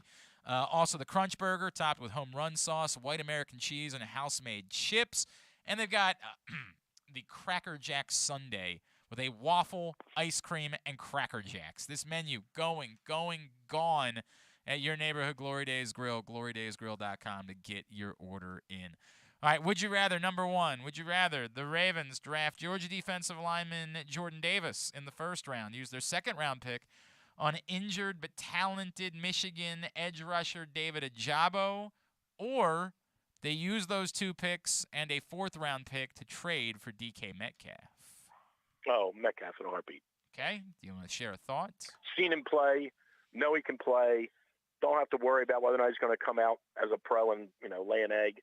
Give me the guy that's played in the league. All right. Number 2. 100%. Would you rather? The area is going to – hang on a second. I asked the question. Do you have any idea what the Savannah Bananas are? I do. It's a minor league baseball team. Well, it's not really a minor league team. It's more like the Harlem Globetrotters. Well, okay, but it's a show. Yes. It's short answer is yes. It's baseball, but it's a baseball show is what right. it is. All right, so there's going to be a new sports franchise in town. Would you rather it be the return of the Baltimore Thunder to the new Baltimore Arena, or it be the a new baseball team? Well, stop it. The Frederick Keys rebranding themselves as the opponent for the Savannah Bananas, the Party Animals. Jeez whiz. Who came up with this question? This is the dumbest question you've ever I don't know had. if you've heard, people really like the Savannah Bananas, bro. They're really into Yeah. them. Yeah, I heard when you peel back some of their. Oh, stop. All right, never mind. Number 3. Would you rather just? I don't even know. Baltimore Thunder. I mean, maybe I'll know. All right, this one you'll care about. You'll care about this one, so settle down. Number 3. Would you rather? You got to bet everything you have. So Ooh, not a lot, but like right. everything you have. You don't have to worry about that. I got the money. On Scotty Scheffler winning 5 more majors in his career, or Tiger Woods winning 1. Tiger winning 1. He couldn't walk by the end of the weekend. That doesn't matter. I think it does matter. I'm pretty sure it matters. It might matter there, but it's not going to matter long term. He'll go to St. Andrews in July. He'll be in much better condition, flat golf course. I don't know the rotation of all the majors over the next 5 years, but he can always win at Augusta. St. Andrews, flat. A lot of those the courses in the UK are flat. I would say a better bet that Tiger. I mean, look, in Phil's career, he's won 6. Right. Scheffler would have to win 6, or Tiger's got to win 1. I would take Tiger winning 1. All right, very good. What's coming up on Fairways and Greens? Oh, you know what? I'm glad you asked. We have a special edition on Sunday from 12 to 2. And I got some special guests. I guess you might want to know who they are. We're going to talk to Denny McCarthy. Okay. Who is PGA Tour player. He's 42nd right now on the FedEx Cup list. We're going to talk to our friend Kevin Van Valkenburg, find out why he likes Rory McIlroy so much. And we're going to talk, speaking of golf swings, you mentioned Scheffler. We're talking to Jamie Guilan, who's a very good teacher up at Royal Manchester outside of York, and he's going to talk about Tiger's swing with his ailing right leg and Scheffler's unique move. All right, so we got all of that coming up on Sunday. Very good. That's Sunday, 12 to 2, and then we're kicking you off for the second hour the following week. Sorry, that's just fine. The way it's going to go. Fairways and Greens. I'll have you plenty of listeners by the time you and Rita get in. I pray to God that's the case. It's a plenty hooded, of listeners. at It's a Hooded Foreign on Twitter and Drew'sMorningDish.com. Appreciate you, pal. We'll talk to you next Wednesday. Happy Easter to everybody. There you go. Drew Forrester, Drew'sMorningDish.com. All right, give me your Would You Rather Wednesday responses. Would you rather them take Jordan Davis and David Ajabo or trade for DK Metcalf? Jordan Davis and Ajabo. Why? I feel like you on offense you're going to be good because you're a running team anyway. Mm-hmm. On defense, you need guys on that interior line, and you need a pass rusher to match up with Owe. It's a no-brainer for me. All right, Paul in Ovilando says, I'll take Davis and Ajabo. It's cool to think of DK as a Raven until you remember Roman is still the offensive coordinator. He'd be a nice toy that doesn't get used enough in that offense. Improve the D, take a flyer on Julio Jones later. KZ, I lean DK, but I'm very torn. Cy, Metcalf, but I'm in the minority of fans who think we need a major upgrade at the wide receiver position. Jeff, make the draft picks. Z just goes with DK. From Steve. Steve says, Glenn, those were not necessarily the picks that I would make, and I would prefer the second pick to be somebody that could also come in and help on day one. But ultimately, the idea that you get 2 first-round talents with your first 2 picks is too good to take up. So I will end up going with the picks. Continue to get me your responses. We'll share them out as the day goes on. Number 2, would you rather the Baltimore Thunder or the Party Animals in Frederick? I don't care. So that's sad. You don't care about anything. I care about things. I would absolutely take my kids to see the Party Animals. In fairness, though, this is the problem. I would also take them to see the Thunder. That's I think it'd be better for the community for the return of the Baltimore Thunder because it provides one. No offense, it's out in Frederick. It's really far away to go. It would be hard for there to be consistent jobs for something like that. Mm-hmm. But the Baltimore Thunder, being in Baltimore, would provide dates for the new facility to take up. This is still a league that averages over 5,000 fans a game. I think it'd be a big deal. I think it would be. So I like both of them. I want every sport. I want every league. I want all these options. I want it all. I want all of it. But of the two, I'd probably go with the Thunder. As excited as I swear to God, I would take my kids every year out to Frederick to see the Savannah Bananas. But there's a limit to that. I'd go with the Party Animals, personally. Okay. All right. And, by the way, that one also kind of split. KZ, Keys become the Party Animals. You want nuts? Let's get nuts. Paul and Ovilander, the Baltimore Thunder return. ESPN has started televising the NLL again, so it'd be nice to see them back playing again for the beautiful new Royal Farms Arena. From Tim says, Glenn, the Thunder were exciting. They were awesome. It is a shame that a sport that means so much in this community does not have any professional presence. That's a good point. That should change. I mean, the PLL comes and plays at Homewood Field every year, so it's not like it doesn't have any professional presence, but I get it, a consistent professional presence. I mean, part of the problem being the MLL is gone, so the only outdoor league is the one that travels around that doesn't have teams. So, there's a limit to that. So, yeah, if you're going to have a professional presence, it almost has to be in the NLL at this point. And so, yeah, that would be a way to go about doing it. And number 3, would you rather Scotty Scheffler, you bet everything you got on him winning 5, or Tiger Woods winning 1? Oh man, his short game is so freaking phenomenal. I gotta go Scheffler. And look, I agree with Drew. I think that Tiger's leg will get better and better and better as time goes on, and I think that he'll be competitive. But I just think I could see him winning. I could see Scheffler winning multiple majors every year. I hear you, man, but I don't know. Hearing Fred Funk talk the other day about how anybody else they would have amputated it. You can say it gets better and better, but he's approaching 50. But he's also Tiger Woods. They could make modern advancements in medicine. He could become bionic. I hear you. I don't know, man. Steck, 5 more majors is a ton of majors. That's putting him in Mickelson, Faldo, Trevino territory. No way you can bank on that. Tiger will have more chances. Of course, it's like Augusta and St. Andrews this summer. I don't like either chance, but the Tiger one feels way more likely. Paul says Scheffler, combination of Tiger's age, health, and there being more and more younger golfers that can win. I can't bet on him. From Steve says, absolutely no way I'm betting on Tiger after seeing the pain that he appeared to be in over the weekend.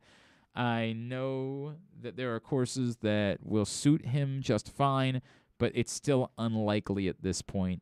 Scheffler looks really good right now. I'll take my chances. Continue to get me your responses at Glenn Clark Radio on Twitter, Facebook.com/Glenn Clark Radio. Someone is winning a $25 gift card to Glory Days Grill. When we come back in, our buddy Keith Cavanaugh from Terrapin Times is going to check in with us. We'll talk to him about a lot of things going on in Maryland athletics world. That's next, Glenn Clark Radio.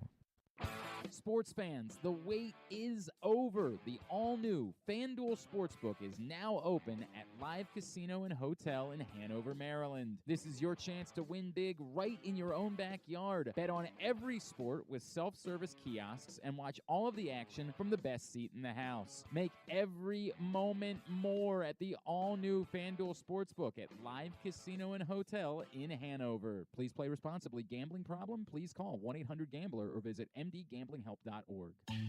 That first sip. That first bite. Start your day off right with a delicious breakfast at Royal Farms. Choose from a fantastic selection of fresh Royal Farms breakfast sandwiches and top it off with a rich hot cup of the freshest coffee in the world. At Royal Farms, breakfast is available day and night. It's the freshest breakfast in the world.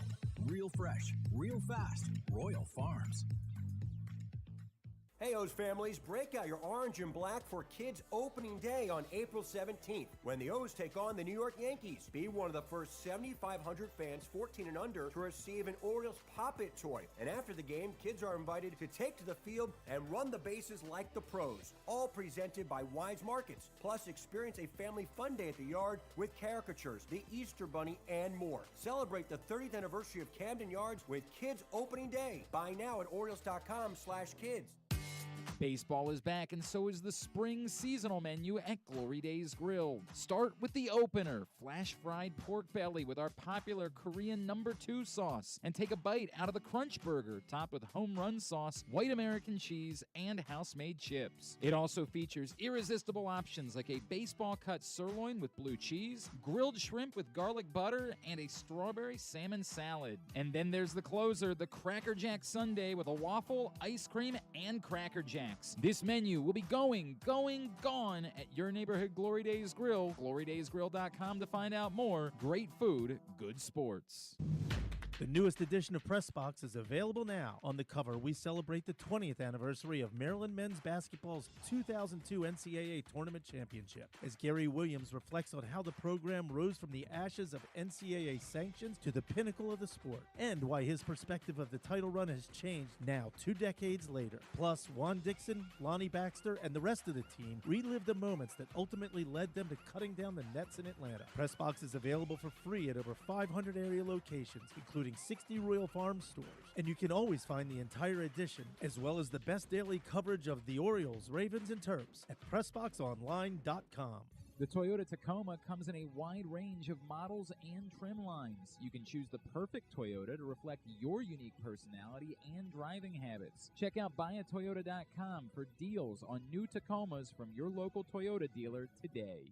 If you miss anything, don't forget that you can find whole shows later on Spotify, Apple, or Amazon Podcasts. It's Glenn Clark Radio. All right, back in here on GCR. If you have not picked up this print issue of Press Box, you only have one more week to do it, celebrating that 20th anniversary of the Maryland Men's Basketball National Championship. 1 week warning for this print issue of Press Box. If you want this for the rest of your life with Gary Williams there on the cover, you got to go get it at your neighborhood Royal Farms or any of those hundreds of locations around town before it's gone. And we make way for the new print issue of Press Box, which hits stands next Wednesday.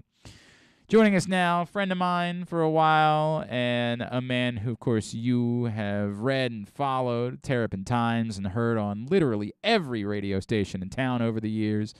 He is my buddy, Mr. Keith Cavanaugh, and he's back with us here on GCR. What's going on, pal? How are you? Glenn, good morning. I picked up a copy of that issue. I'm glad I did. At Pepe's the other day. How Great about picture that? Of Gary on the cover. Looked like Gary had dropped 30 pounds since I saw him last in Rehoboth 2 months ago. So that was a great shot of him on the cover. I wish we all could be that. But he's still looking Looks very great. fit and trim in person. Yeah, I see him periodically down at the beach. So good stuff. Great issue. And a very emotional conversation with Gary for this particular issue. Like, he really, like, I was particular. I think I've shared. I was really moved. Like, he went to tears a couple of times as we were chatting with him for the cover story. he gets emotional on a Yeah. dime. You know, it Yeah. could be an innocuous topic you're talking about after a game 20 years ago, and he'll well up. Very emotional guy, and when you get him one-on-one off the court, away from all the action and all, he's very soft-spoken, modest. I spoke to him about his granddaughter playing out at Wright State this year.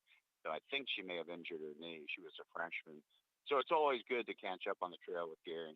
All right, let's talk about a couple things, Keith. One, let me start. Just you've covered this program for a very long time. Your initial impressions of Kevin Willard and how he fits here, the staff that he's put together, the success they might be able to have, particularly locally, in just hitting the ball or hitting the ground running. What have you made of Kevin Willard since he's arrived in College Park?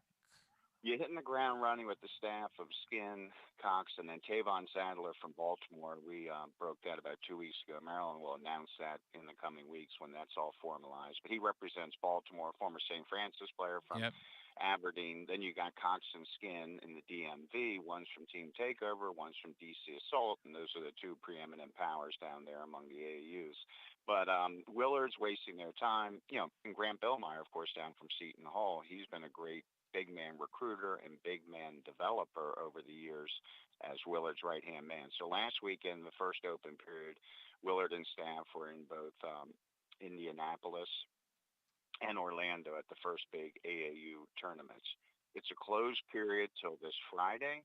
No AAUs this weekend, actually, with Easter. However, portal visitors are already coming in this weekend. Jermaine Coussard, who is a 6'4" two-guard, South Carolina portal transfer, averaged 12 points, 3.5 rebounds, 2.5 assists this past year at South Carolina, a former four-star out of Indiana. Coussard is visiting this weekend. He's portal official visitor, target number 1. And then in-state, Noah Batchelor, who's from Adamstown, a 6'7", 3 or 4-star wing. He will be visiting either this weekend or next weekend. He's kind of had a circuitous high school route, been at a couple different schools. He's at IMG right now. I describe him as a poor man's Danny Miller in that he's a good spot-up shooter. He doesn't create really, really well, but he's also a great athlete. Okay. But he'd be a good in-state guy. He's down in Maryland, LSU, and Jermaine is down in Maryland and Ohio State. So hitting the ground running indeed.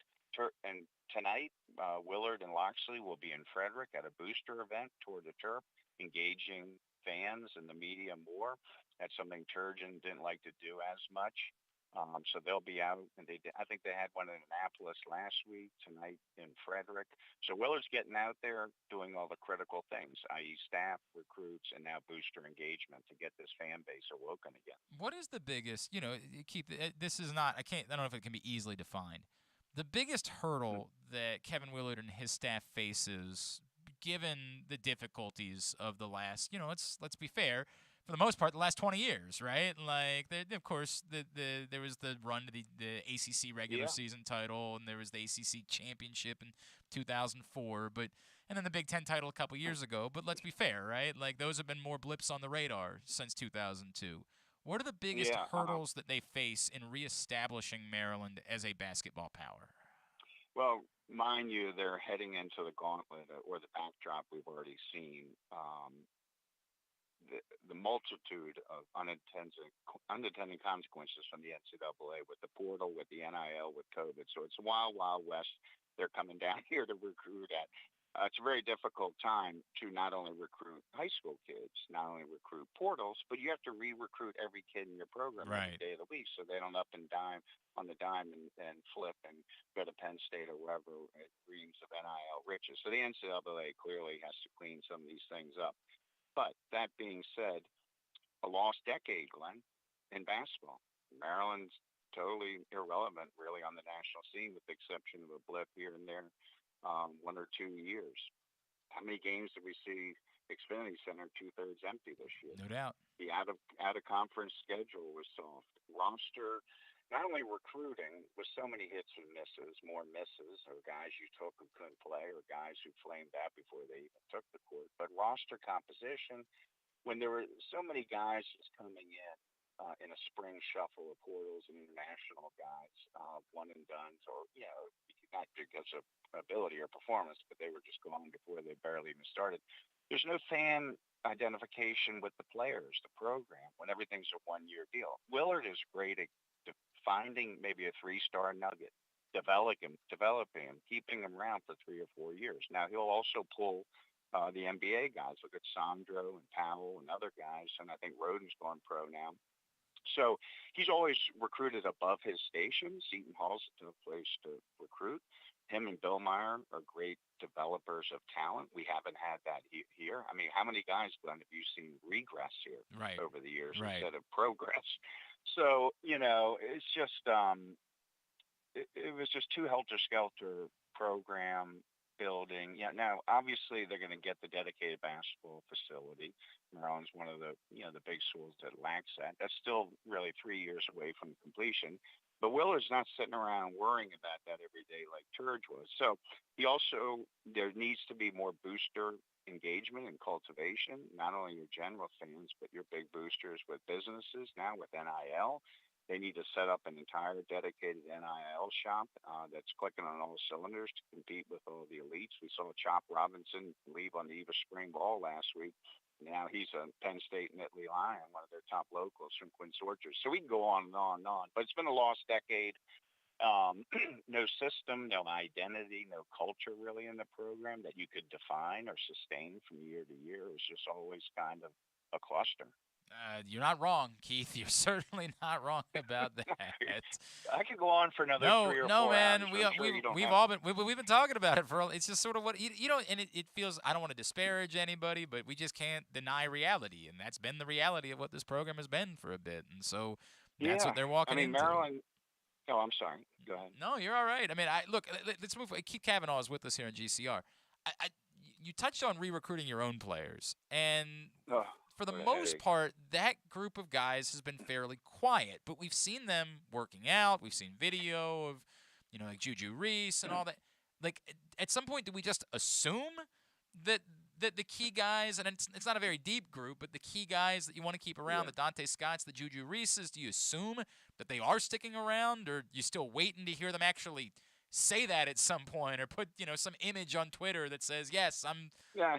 I don't know. You talk about uncharted territories. We've never had this before, where a guy's on a team and we're all sitting here saying to ourselves, like, he's still on the team, right?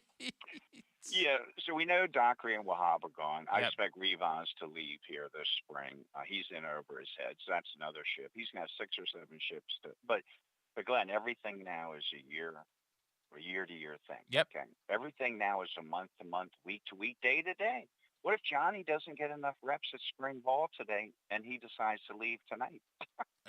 So you're asking me a question that's very nebulous because no one can predict who's going to swoop in with some NIL riches and a guy just vaporized into the ether, or a gal, as we just saw with the women. Yeah, we'll talk about that. Exodus. Yeah. Now, the good thing is they hit a trifecta in the last 48 hours, got 3 portals. Brenda can bring gals in. Now, she's got to do a better job of keeping them, but that's another story. So right now, there's no evidence anyone else is going to leave. Juju is happy, albeit his sister is rolling out, Angel. But you continually, I would hate to be a coach in this day and age. It's tough, right? Because you have to pander to them, and the kids are soft these days.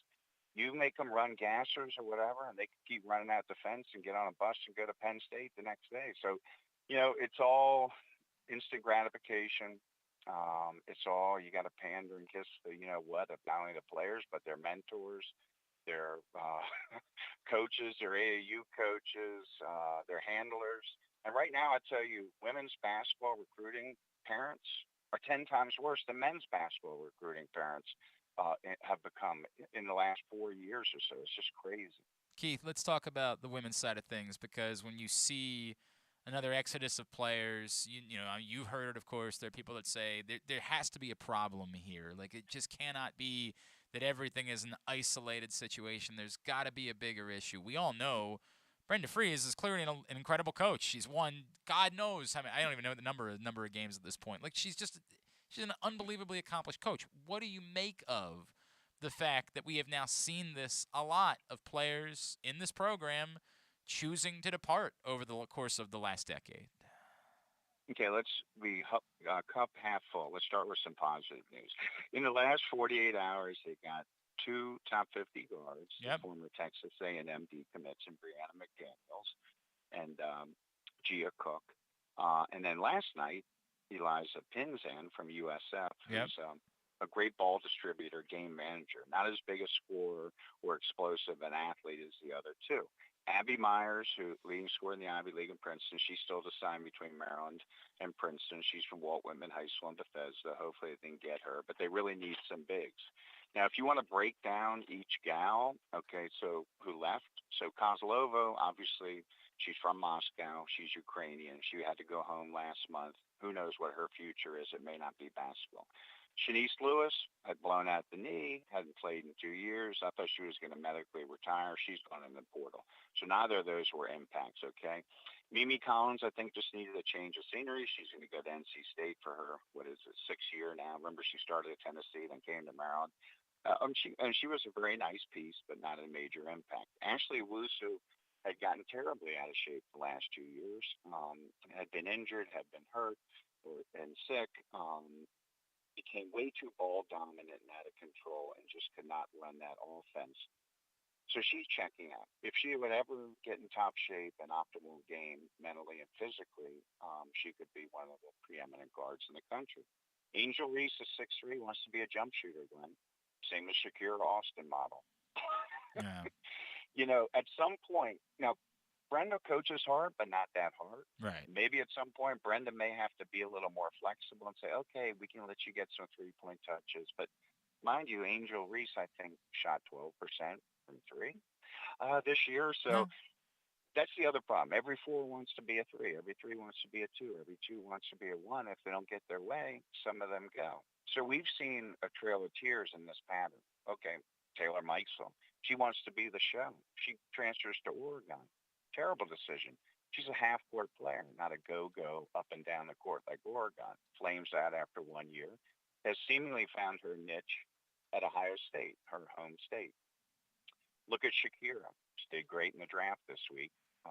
She transferred to Ole Miss, but she wanted more perimeter touches and shots. But she said she went down there and left Maryland, but she wanted to create a championship culture. Well, Ole Miss has been to one NCAA tournament in 25 years, and they lost in the first round of South Dakota last month in a major upset. So I'm not sure what championship thing. So every gal has a different story. It is also the nature of the beast this day with NIL, with the ease of movement, with the non-transfer rule where you have to sit out. Maryland also got Lavender Briggs, the former four-star All-American transfer from Florida, who came in mid-year, so she'll be eligible. So, as Loxley will say every day of the week, the portal giveth, the portal taketh. That's true. And then it's the new norm, as you and I know. And I've heard Mike Loxley said to me a couple of times, said, we're not always disappointed about some of the decisions these players make. Well, look at Brandon Jennings. He's already gone from K-State. Yeah, it's a great point. So he'll be on his third school in less than a year. It's a very good point. Keith, with that in mind, just one more on football, then I want to talk to you about an event that's happening this week up here in Baltimore. Sure. We were talking to Spencer Anderson about this last week. What it takes, this ends up being a good season for Maryland. They get to a bowl game, they win it handily over a rival type of program, and that people are excited about that. But it's still a 7-6 season where they got their butts kicked in a lot of big games. Are they capable? Yeah, 2 out of the 3. Oh, I'm sorry. Well, I was going to say, are they capable of making a next step type of jump? Or is that still too much to ask of this roster right now? Like, are they capable of the next step being, hey, the floor should be getting into a bowl game and they can be more competitive in Big Ten games against quality opponents as we move towards this fall? Yeah, now 2 of 3 coordinators are gone, and obviously defense was woeful last year. Special teams was really woeful at times. So there's hopefully some progress there and adjustments. And Danny Enos, of course, still running the offense, and with Leah back. Points of concern after the linebackers all just left. Jayshawn Barham from St. Francis have to step in and play right away as a freshman. Thank God they got Banderas Cowan, the portal transfer from West Virginia. picking is huge. Chad Ryland, the portal transfer, EMU, he's got to come and do better job between them. But you're replacing tight end, running back, the D line, a lot there, and your whole back end. I like Bo Braden, Dante Trader. There's some new safeties, Dante from McDonough, of course. But they have still enough pieces. Copeland, the portal transfer from Florida, is excellent. He's going to impact things right away. So hopefully the two new coordinators, spice things up here defensively and special teams. There were just so many gaps. They were just egregious last year on special teams. The non-conference is pretty light this fall. So hopefully they can take incremental steps and win 8 games this year. Are they going to win 9 or 10 now or anytime soon? Probably not.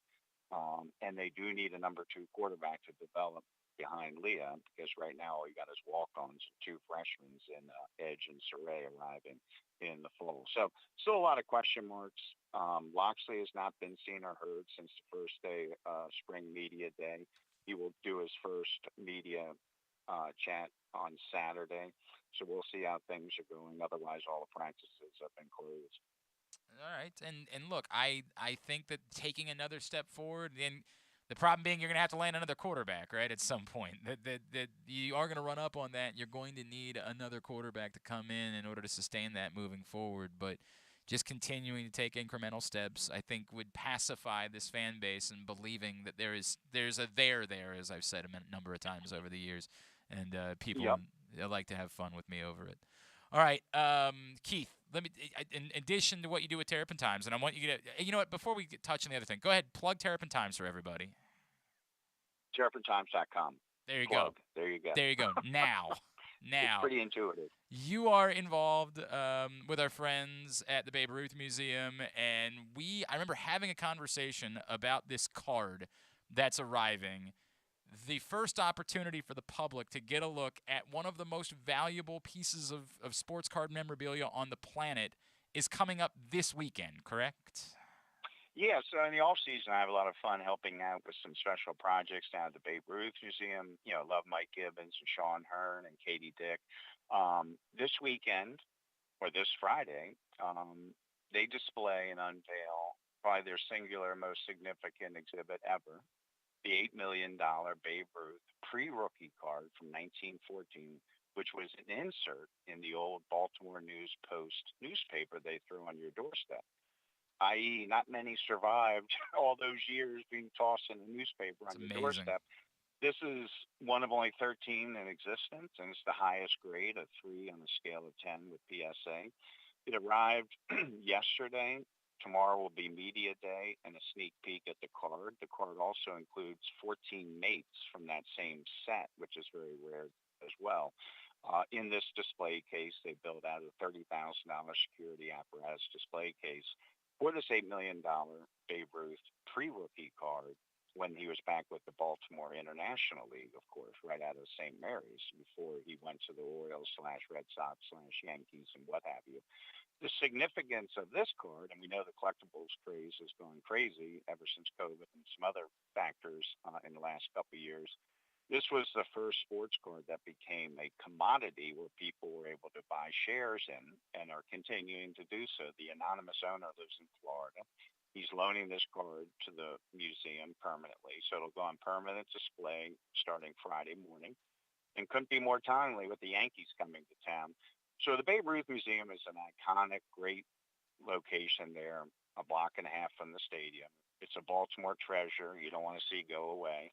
So if you get a chance and you love Babe, Baltimore, museums, sports cards, collectibles, that whole space, the Yankees, get on down there starting this Friday and check it out. It's really a dazzling display. That's really cool, really cool. So starting this Friday, and just so happens to coincide with the fact that the Yankees are in town this weekend.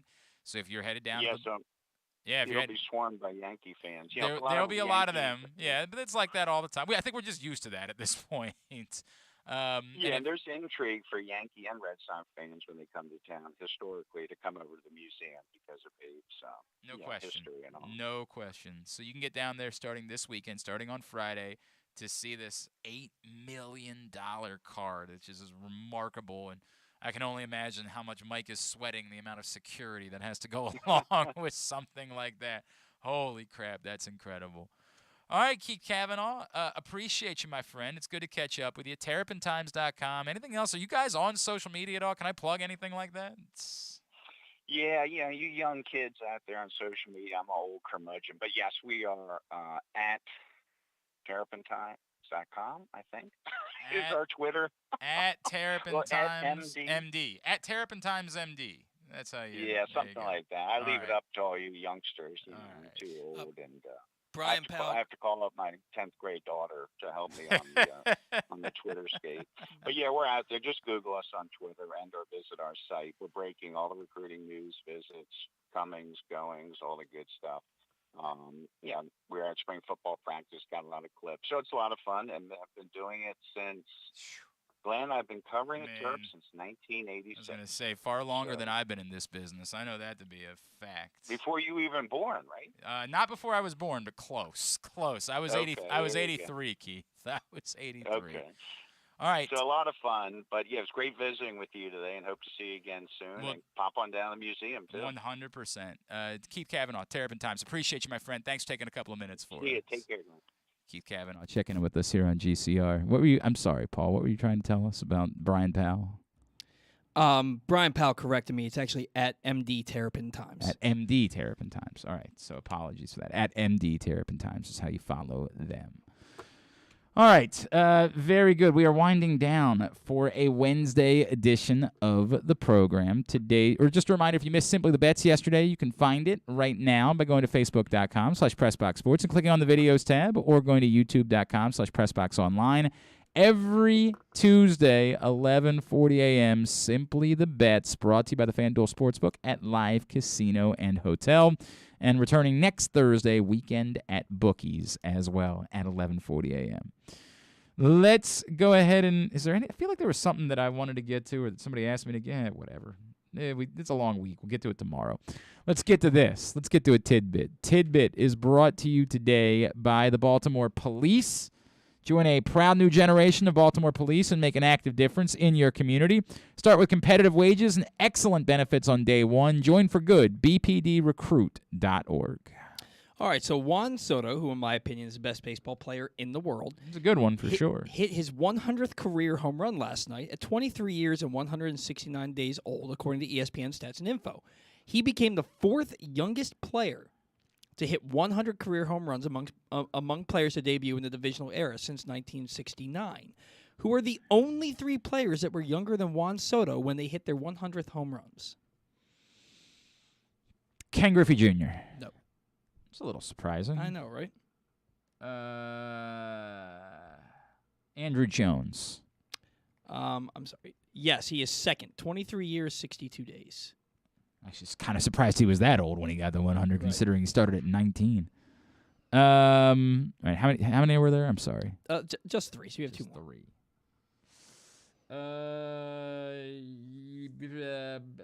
Aaron Judge. No. He's already almost 30, and he debuted in 2017. Is he really? Yeah. I didn't know that.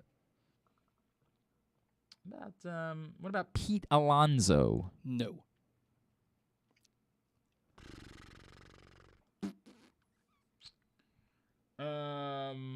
How about? So you're on the right track when you think about players that debuted when they were teenagers. Yeah. I just got to remember who those guys were. Like you famously remember Andrew Jones because of what he did in the postseason. Right. Justin Upton. No. I was on the right track. Mm-hmm. Debuted when he was a teenager. This guy debuted when he was 18. How long ago, though? Mid-90s. Mid-90s. Debuted when he was 18. Now, he didn't become an everyday player when he was 18, but he debuted when he was 18. He debuted when he was 18. I guess I should talk into the microphone. I have the problem when I do this where I'm debuted when he was 18. Lost rookie status at 19. Lost rookie status and in his 19. first full season at 20, he won the American League batting title. Why am I not? I don't. I'm not sure. He played for 3 teams, one of them very prominent. I'm gonna feel stupid when I find out who it was, but my God, it ain't. He played for 3 teams, one of them very prominent. Mm-hmm. In the mid-'90s. He is remarkably famous. In the mid-'90s. Mm-hmm. Remarkably famous. Came up. Played for 3 teams. So it's Alex Rodriguez. It's Alex Rodriguez. Yeah. 23 years, 16 days. Yeah. I don't know why I was struggling with the fact that, all right, yeah, I should have come up with that quicker. And then the third, whatever. I don't know. I don't know. I will Who give is you it? one hint. He famously got a base hit when the Orioles were trying to intentionally walk him. Oh, God. Oh, it's, the Marlins, right? Yeah, he doesn't play for them anymore, but. Is he still playing? He's still playing. Oh, I thought it was Cabrera. Miguel Cabrera, Yeah, 23 years, 127 days. God. I should have done better with that. I was at that game. Were you really? That was so stupid. I was funny. at that game. It's pretty funny. It was a pretty funny moment, man.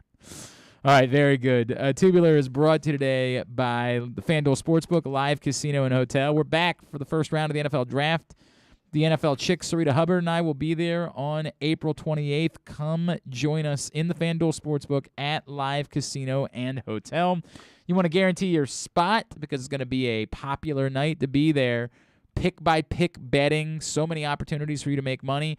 Email events@sportssocialmd.com in order to guarantee your spot for the first round of the NFL Draft on Thursday, April 28th. Here's what's coming up tonight, totally tubular-wise. As we mentioned a couple of times, Corbin Burns, John Means, the pitching matchup on Masson tonight for the Orioles and Brewers. That's at 7 o'clock this afternoon. Nationals, Braves, 12:20 on Masson. It's also on MLB Network in the rest of the country. Locally, MLB Network will have Guardians, Reds at 12:30. Padres, Giants at 3:30. Blue Jays, Yankees at 7. ESPN Plus, Red Sox, Tigers at 1. The Maryland women's lacrosse team is at Princeton tonight at 7 on ESPN Plus. Stevenson's at home tonight at 7 against Messiah. GoMustangSports.tv. Maryland baseball on the road at James Madison at 6. JMUSports.com. ESPN for the play-in tournament. Hornets, Hawks at 7 o'clock. Then Spurs, Pelicans at 9:30. We are Pelicans and Hawks fans tonight as far as... No, I didn't pick the Pelicans. I don't care who wins the Western Conference game because I picked the Clippers to get in anyway. Pick chalk there. We are Hawks fans for sure. TNT, Rangers, Flyers, 7 o'clock. Kings, Avalanche, 9:30. Paramount Plus, Champions League. Liverpool, Benfica at 3. Atletico Madrid, Man City at 3. TBS, AW Dynamite tonight at 8. Any non-sports highlights? Wednesday night's slate of television on ABC. The Goldbergs, The Wonder Years of Connor's Home Economics, and A Million Little Things, 8 through 10:30. You have on Netflix our Great National Parks Netflix documentary, Smother-in-Law, new Netflix series. And on Disney Plus, you have Moon Knight Episode 3 tonight. All right. I have not watched yet, and I need to do that. Me either. I need to get on it. I do. Unfortunately, it's going to have to wait because I just got a screener of We Own This City, and we're going to start doing some coverage for that because it's debuting on HBO here in like 2 weeks. It looks awesome. Yeah, it looks incredible, of course. I'm not surprised by the fact that it looks incredible, but I just literally got sent overnight the screener for it, so I got to dig into that before we start doing interviews and all that sort of stuff. It's going to be a busy week for your boy. Very difficult job of watching a popular television show. Don't worry, I'm willing to do it for you guys. I'll be the hero. You'll probably get a screener for Winning Time Season 2 also. I would like that after everything that I've done. I would love if they would say, I actually haven't minded waiting until Mondays in order to watch or Sunday night or Monday, whenever I can get around to it. It's been very exciting for me knowing there's another episode. I prefer watching week to week. Yeah. I don't mind it with really good shows. I don't mind it. When I get used to watching something, like the Ozark thing pissed me off because I was used to just getting through the entire season at once. So then I was like, God, I got to wait. Nah, I'm pissed off. But if I'm not used to it, I prefer watching week to week. It's something I can look forward to moving forward to the next week. Only 2 weeks till Ozark comes back. And then I saw there was a Stranger Things trailer that hit. I saw the trailer. It looks very intriguing. And part 1 comes out May 17th and part 2 July 1st. All right. Very good. Hey, thanks today to Keith Cavanaugh. Thanks to Drew Forrester. And thanks to Drew Rahm. We'll get it up in the greatest hits section of the Archives. tab at GlennClarkRadio.com. Our buddy Bruce Cunningham is going to join us in studio tomorrow morning as he is officially into retirement. We're going to chat with him. He's going to spend the second hour of the program with us. Also tomorrow, Daniel Jeremiah from NFL Network is going to check in with us. Xavier Scruggs at 10:20. Okay. Former MLB player, now an analyst for ESPN. And... Josh Ross, because you're recording with him unless you want. Yeah, I thought. What about the Stadium Authority? Are we doing that tomorrow? Oh yeah. The chairman of the Stadium Authority, Tom is coming Kelso? Yes, at 10:50. Okay, all right. So we got a lot to do. We'll figure out how we're going to move it all around, but we got a lot to do on the program tomorrow. Thanks to everybody at PressBox, all of our great sponsors and partners, including our friends. Glory Days Grill, Royal Farms, the Baltimore Police, Grade 8's Memorabilia, FanDuel Sportsbook at Live Casino and Hotel, Underdog Fantasy Football, the Baltimore Orioles, your local Toyota dealer, and buyatoyota.com. Thanks to Paul. Follow him on Twitter at Paul Valley III. Follow Ryan Chell at RexSpexRyan. Thanks to him. Follow us on Twitter and Instagram at Glenn Clark Radio. Have a great Wednesday evening. Go Birds, sure. Duke sucks. Ohio State sucks too.